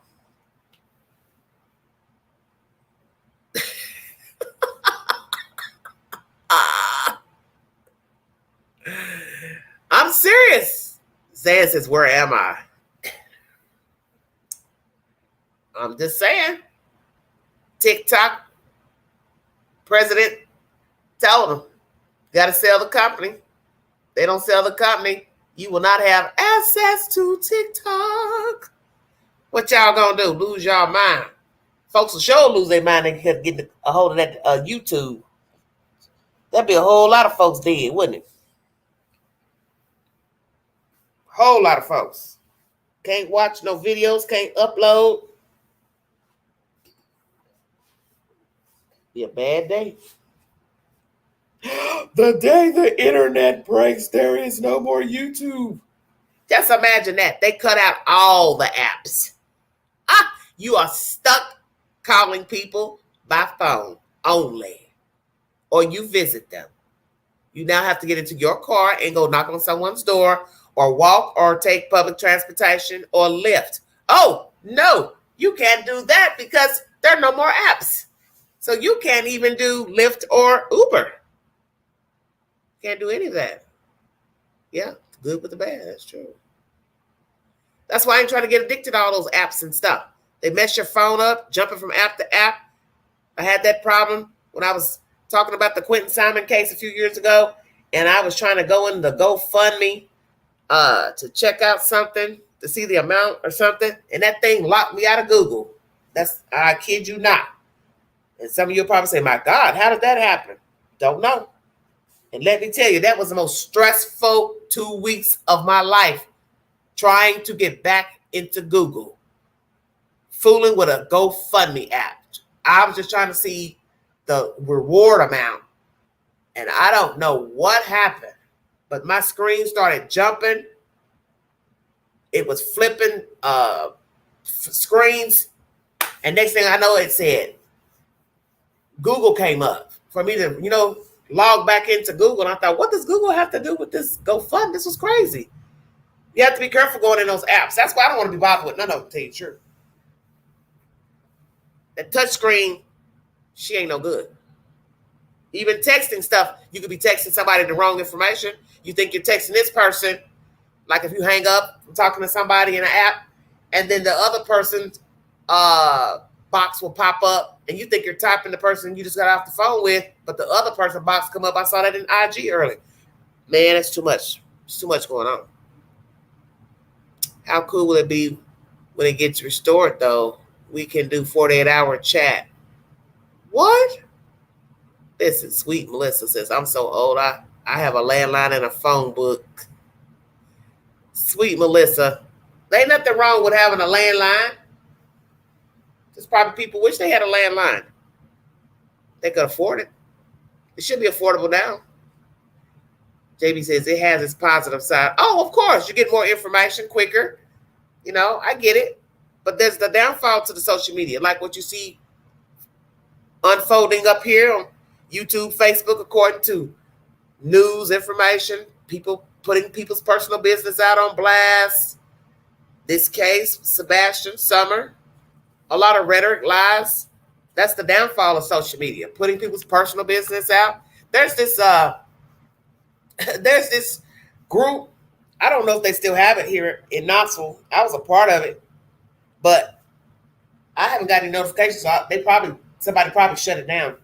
They had this group where you could put a guy's picture in the group, post his picture, and ask women, do you know him and what do you know about him? You can only imagine the stuff that came up in that damn group. Oh, I know him. I dated him. He's a loser. He's a bum. He's married. He's got a girlfriend. He got a baby mama. I would just scroll the pages, reading the stories. I mean, they had white men, black men, young, old, middle. Boy, I told people, I told some guy friends of mine, I said, you better sure hope your tail don't ever get on that page. You are done. Because these women are telling everything in there. Everything. Boy, that's dangerous. Of course, they had some rules and guidelines, to what you could post. But it was still bad. Oh, I tell you what the stipulation was. You couldn't share outside of the group. So let's say I posted a picture of a guy. After I post his picture, you, as the other member, you couldn't share what I posted or, vice versa. So that was one of the stipulations. They said, well, if we find out you shared any of these pictures, content, posts from the group, they could bar you from the group. It's really strange.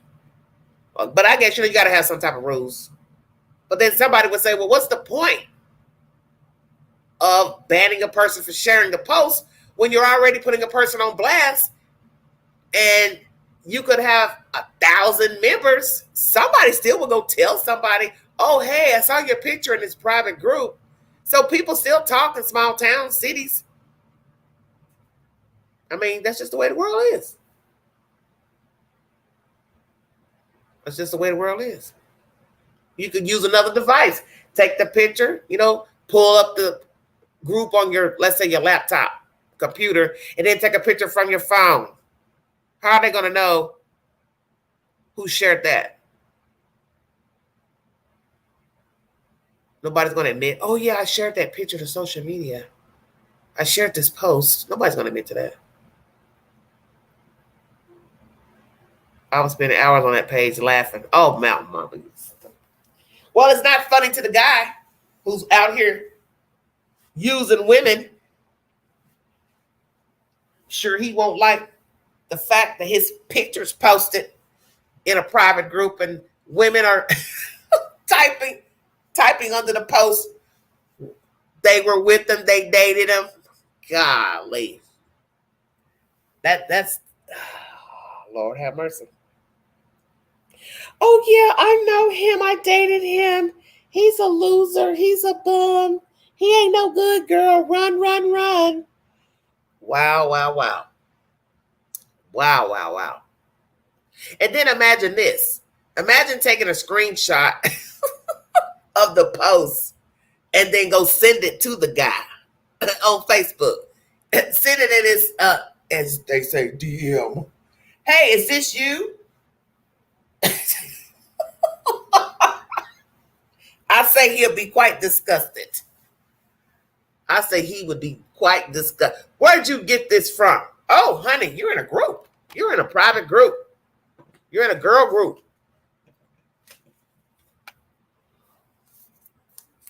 That's why I tell you, you got to be careful out here. Messing around. Got all these men. You're messing with different men or you're messing with different women and you think it won't get back to the other one. It will, because people talk. People talk. Just like, let's say, for instance, you're out on the town and you got your little date with you and somebody's there going live. You know how people pan the room.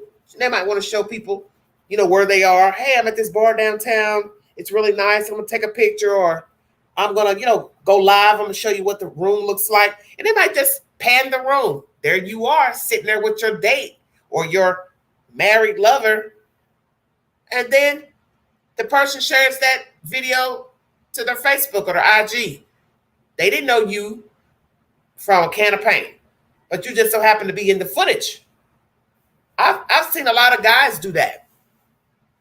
You know, go live out, and the first thing they'll say is, "Don't take my picture.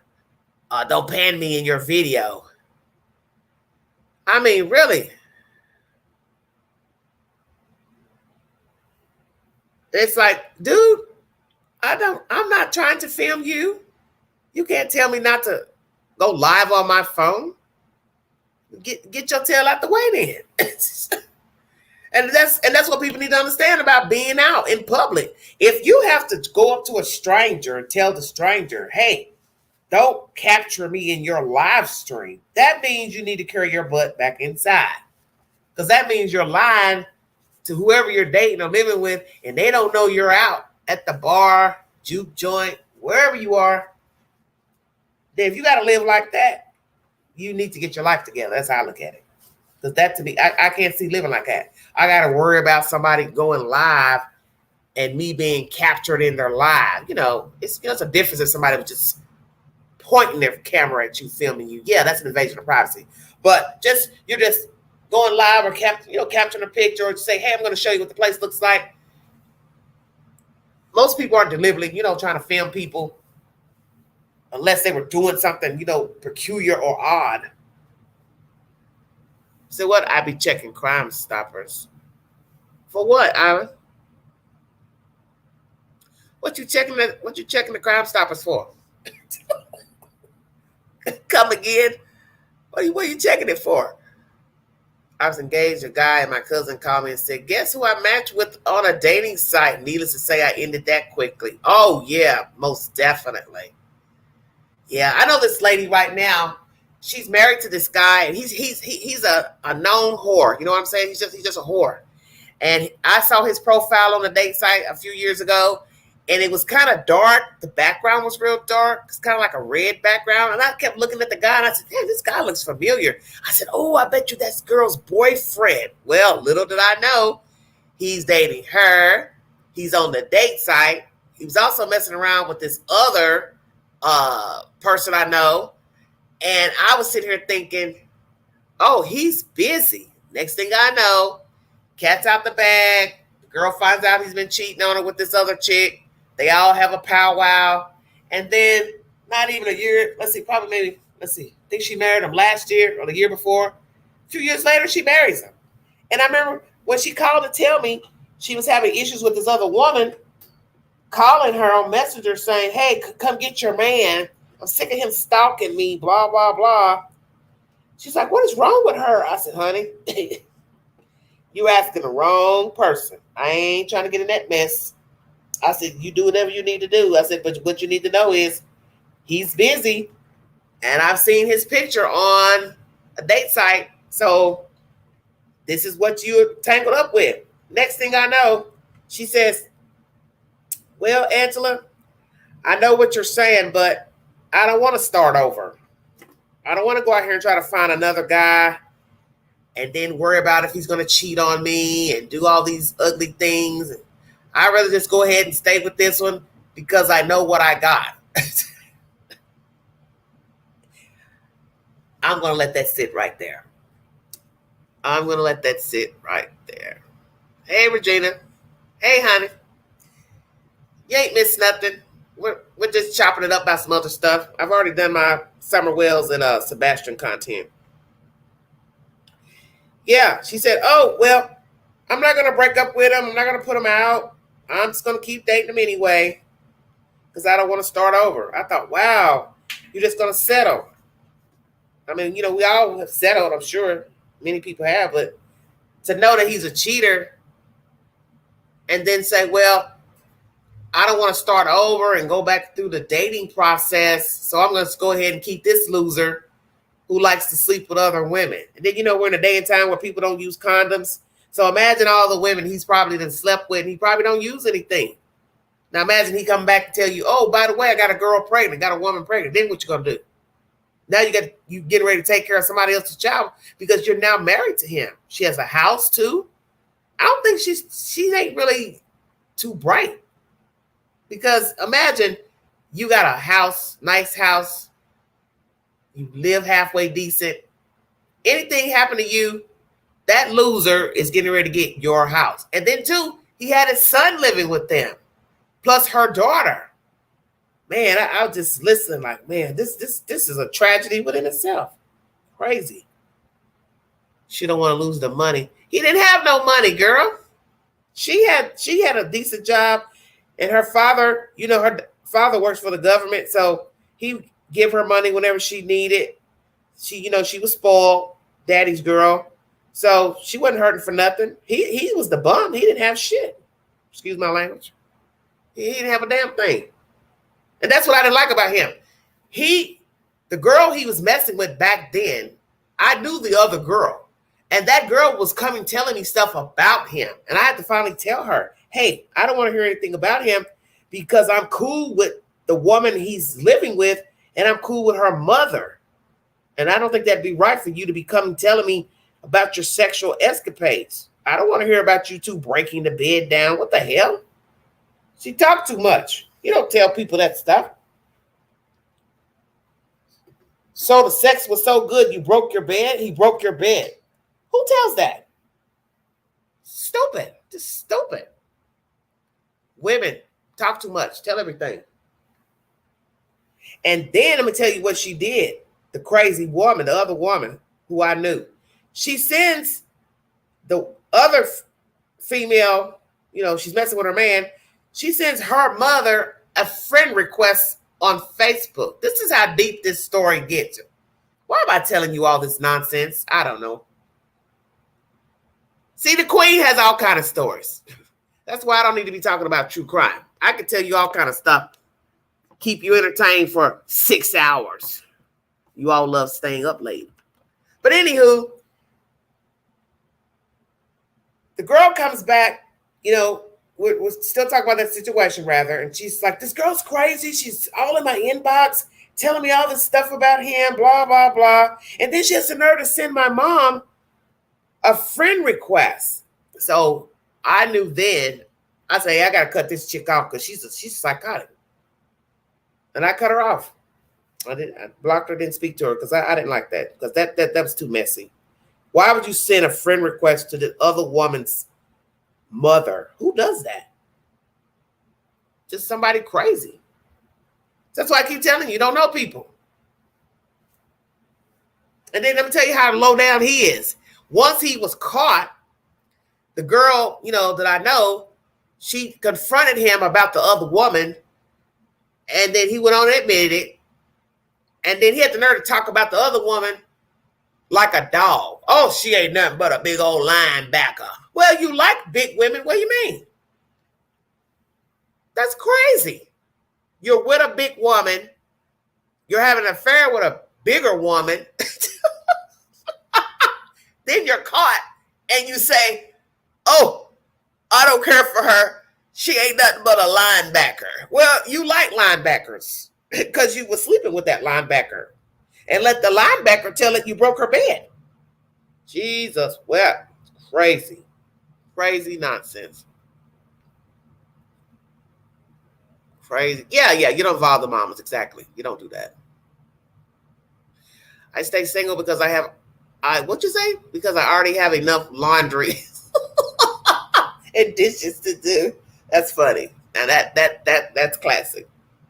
But you're right. Why add on extra drama in your life if you don't have to be bothered? I've got all kind of stories I can tell you all. Maybe that's what I'll start doing. I've got the crime vault. That's to bring you a crime that's never been solved or a cold case.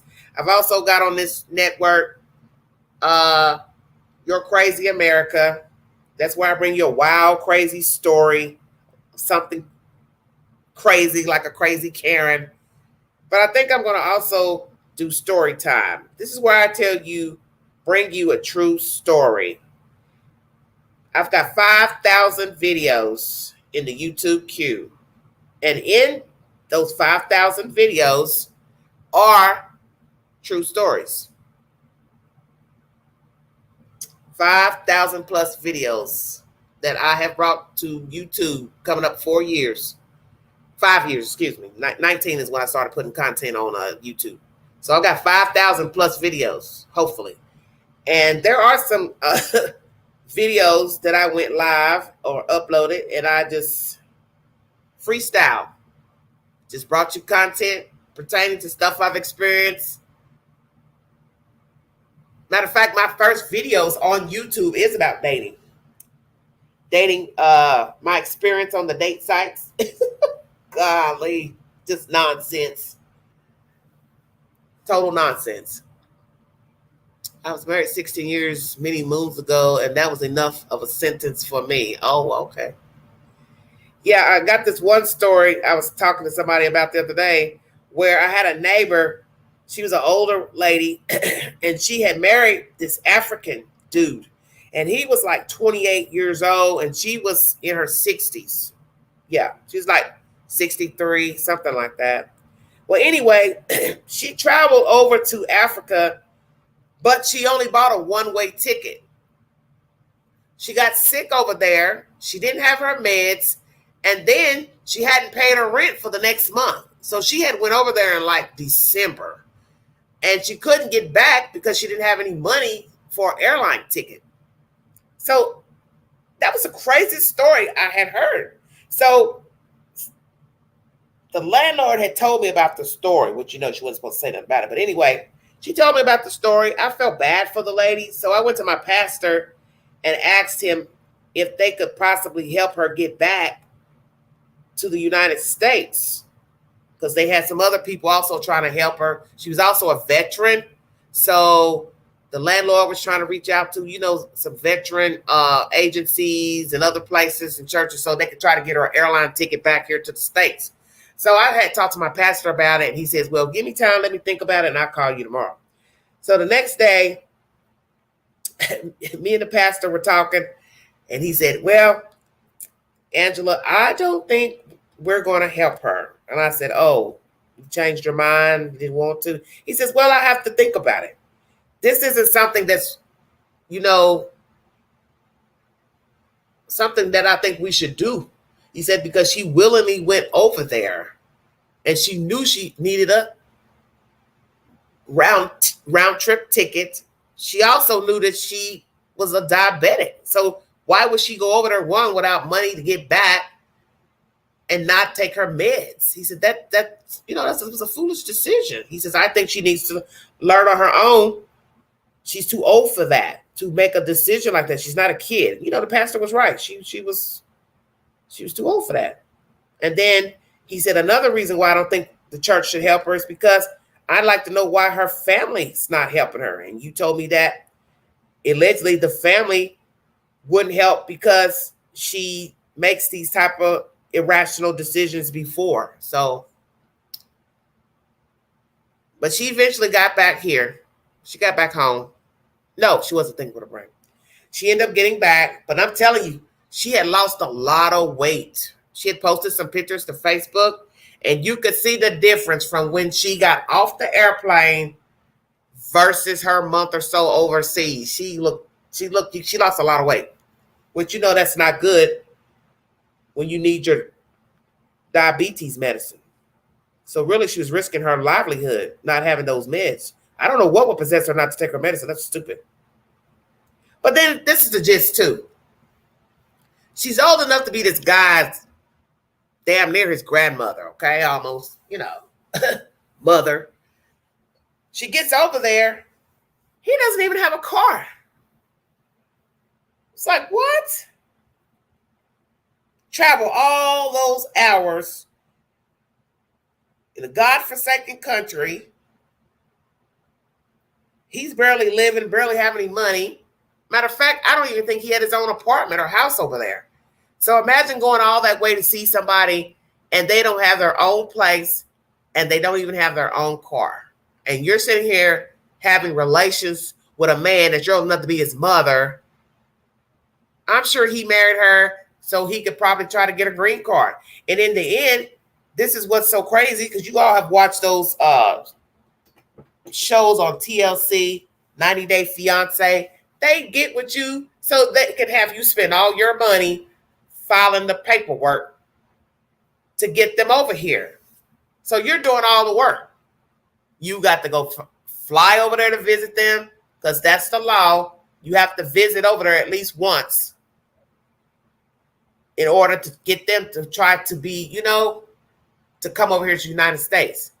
So you spend all this money, round trip ticket to go over there. Then you got to spend money when you're overseas. Hotel, whatever, depending on if they got their own place, whatever. Then you come back. Then you got to file the paperwork for them. They're not going to spend the money.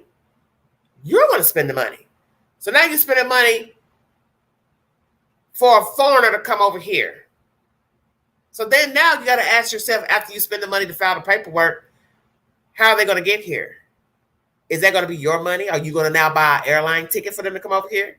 That's what's so crazy about these people on these date sites, meeting these foreign people. In the end, the person that's in America, man or woman, they end up coming out of pocket for everything.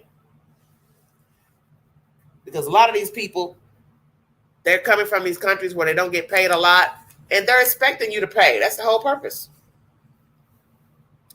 They know very little English. They know green card and love you. Mal, Baba, you crazy. I love it. Love you. Right. Don't know anything else. Oh, I had my maintenance man at the last place I was living, and he told me he's gone overseas and got him, a Philippine girl or something, Filipina girl. I thought, man, you have got to be the stupidest person breathing. What you going over there getting a damn child bride? I just was stunned. And he's like, oh, I can't get her back over here. They're sending me through all these changes to get her over here. And I thought, yeah, because you don't need to be picking up no child bride. Even though she's grown, but still, he's older. He's older than me. About a year or two older than me. He looks old for his age. And then he's unappealing looking. I just thought, what does that girl want with you? Jesus, well, as you said, green card. She's trying to get out of her country. But see, that's what happens. You go over there and spend all your money visiting, and then you get back here to the States, and they're giving you the runaround about them visiting over here. It's sad to say, but a lot of it's just a scam. Those people don't care about you. They just want to get to America, get over here and get comfortable, and then they're going to show you their true colors as soon as they touch down. A lot of men are doing that now. Yeah, a lot of women are doing it too. American women. You see that crazy Angela? The white lady from Georgia. I haven't watched her story in a while, but I kind of peeped at it in YouTube it's been about 2 months. Man, she's still at it.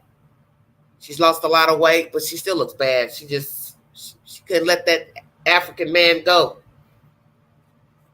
He knew she was crazy when he got with her. Then he's cheated on her. She still married him anyway. He don't want her. She's old enough to be his mother. Just ridiculous. What you say some end up unalive? Oh, Zan, I'm glad you said that. There was this one story of a lady. She was from the UK, and she had traveled to Africa. She had packed up all her stuff. She had sold all her stuff, and she had took her life savings, what little she had, because she had spent a lot of money, trying to get everything ready to go over there to Africa. And she sold all her things. She moved to Africa. He had his own place. And then one day, her friends, family, whatever, they didn't hear from her no more. So they called, the government and the police to try to have somebody go by the apartment to check on her. Well, guess what? The African authorities go in the apartment. There's no sign of this lady. She was an older, I think she was Irish or Scottish. They went in the apartment.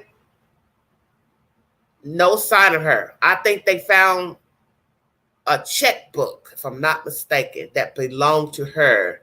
But other than that, everything was gone. And that was a sad story. I felt bad for her because she had called her friend and told her she didn't have but maybe $30 to her name after she got over there and started, spending money, the money went down, I think, because she was using her savings. And so what you have to tell yourself is the obvious. You have gone to a foreign country, not the best country, Africa, because the people there are poor. And you marry this guy you don't know, and you move in his apartment, and then next thing you know, she vanishes. And there's nothing, no movement of her. She's not calling anybody. She's not answering her phone. And I think anybody with sense knows that there's foul play. That was a sad story. That's a sad story to me. Very sad story. He hurt her. He probably killed her, got her personal information, social security number, all that. Probably used it to open up, credit cards or something. I don't know how good her credit was. That's a very sad story. It's very sad.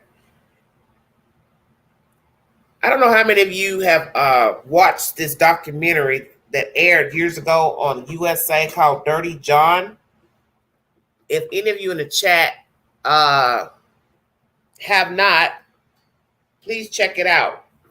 I don't know what streaming app might carry it, but it's called Dirty John. It's based on a true story.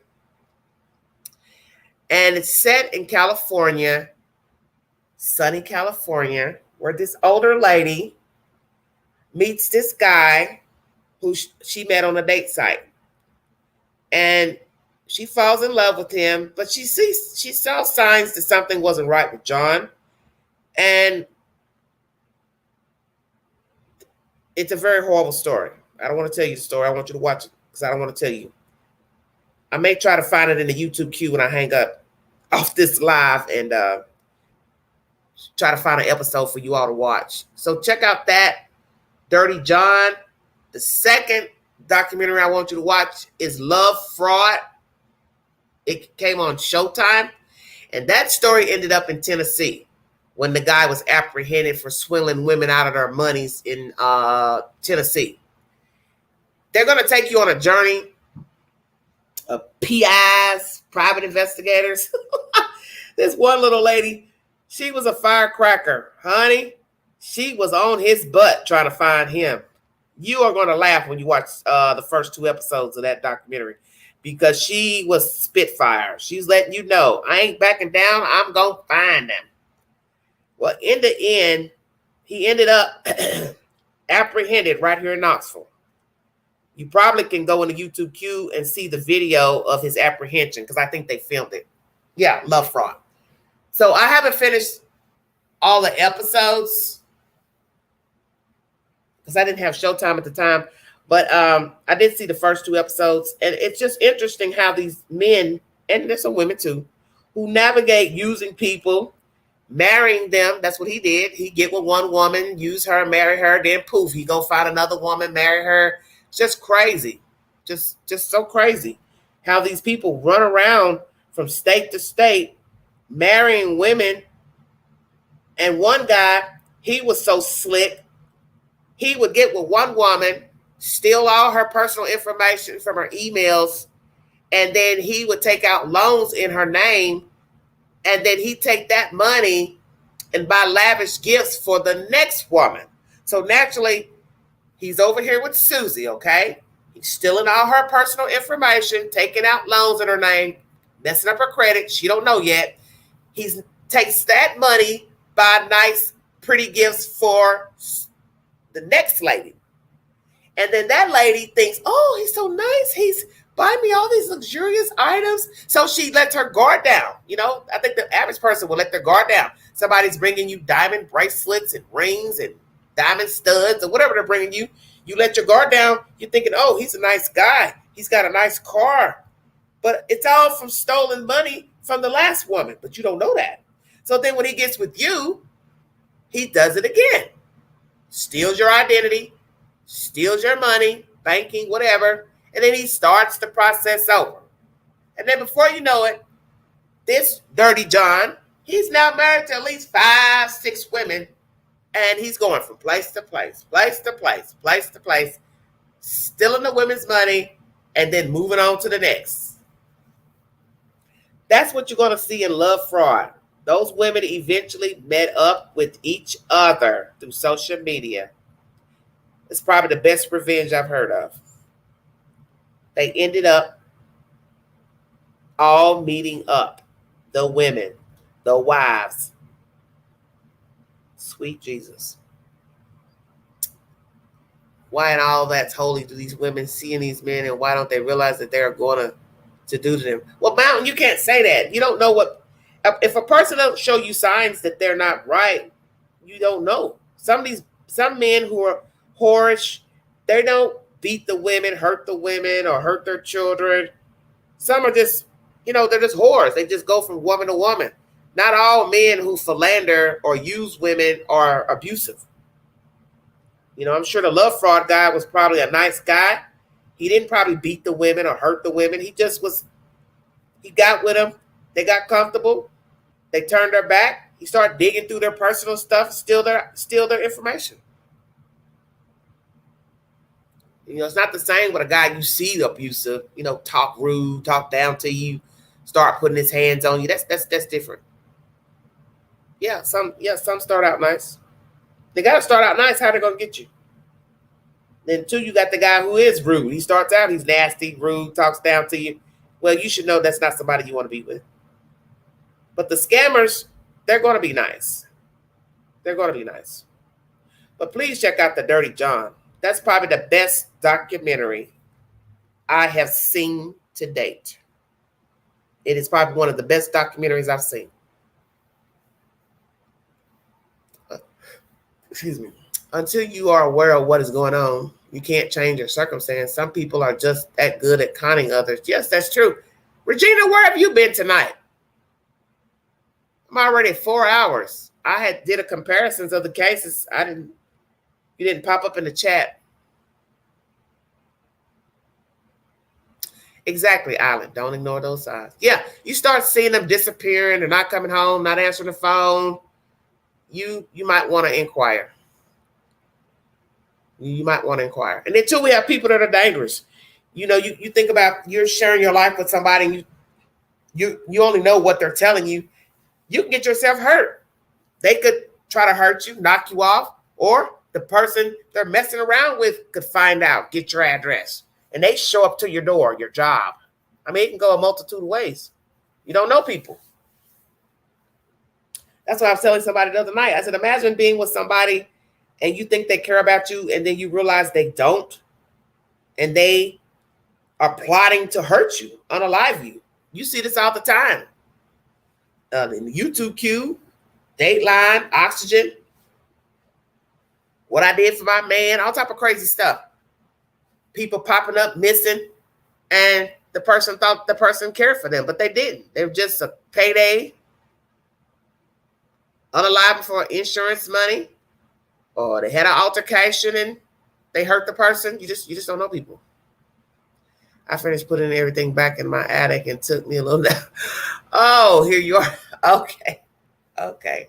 Well, I ain't gonna hold you all because I'm 4 hours in. I'm gonna get off of this live. But yeah, that was my content. Feel free to go back to the beginning of this live for the comparisons between Sebastian and Summer Wells.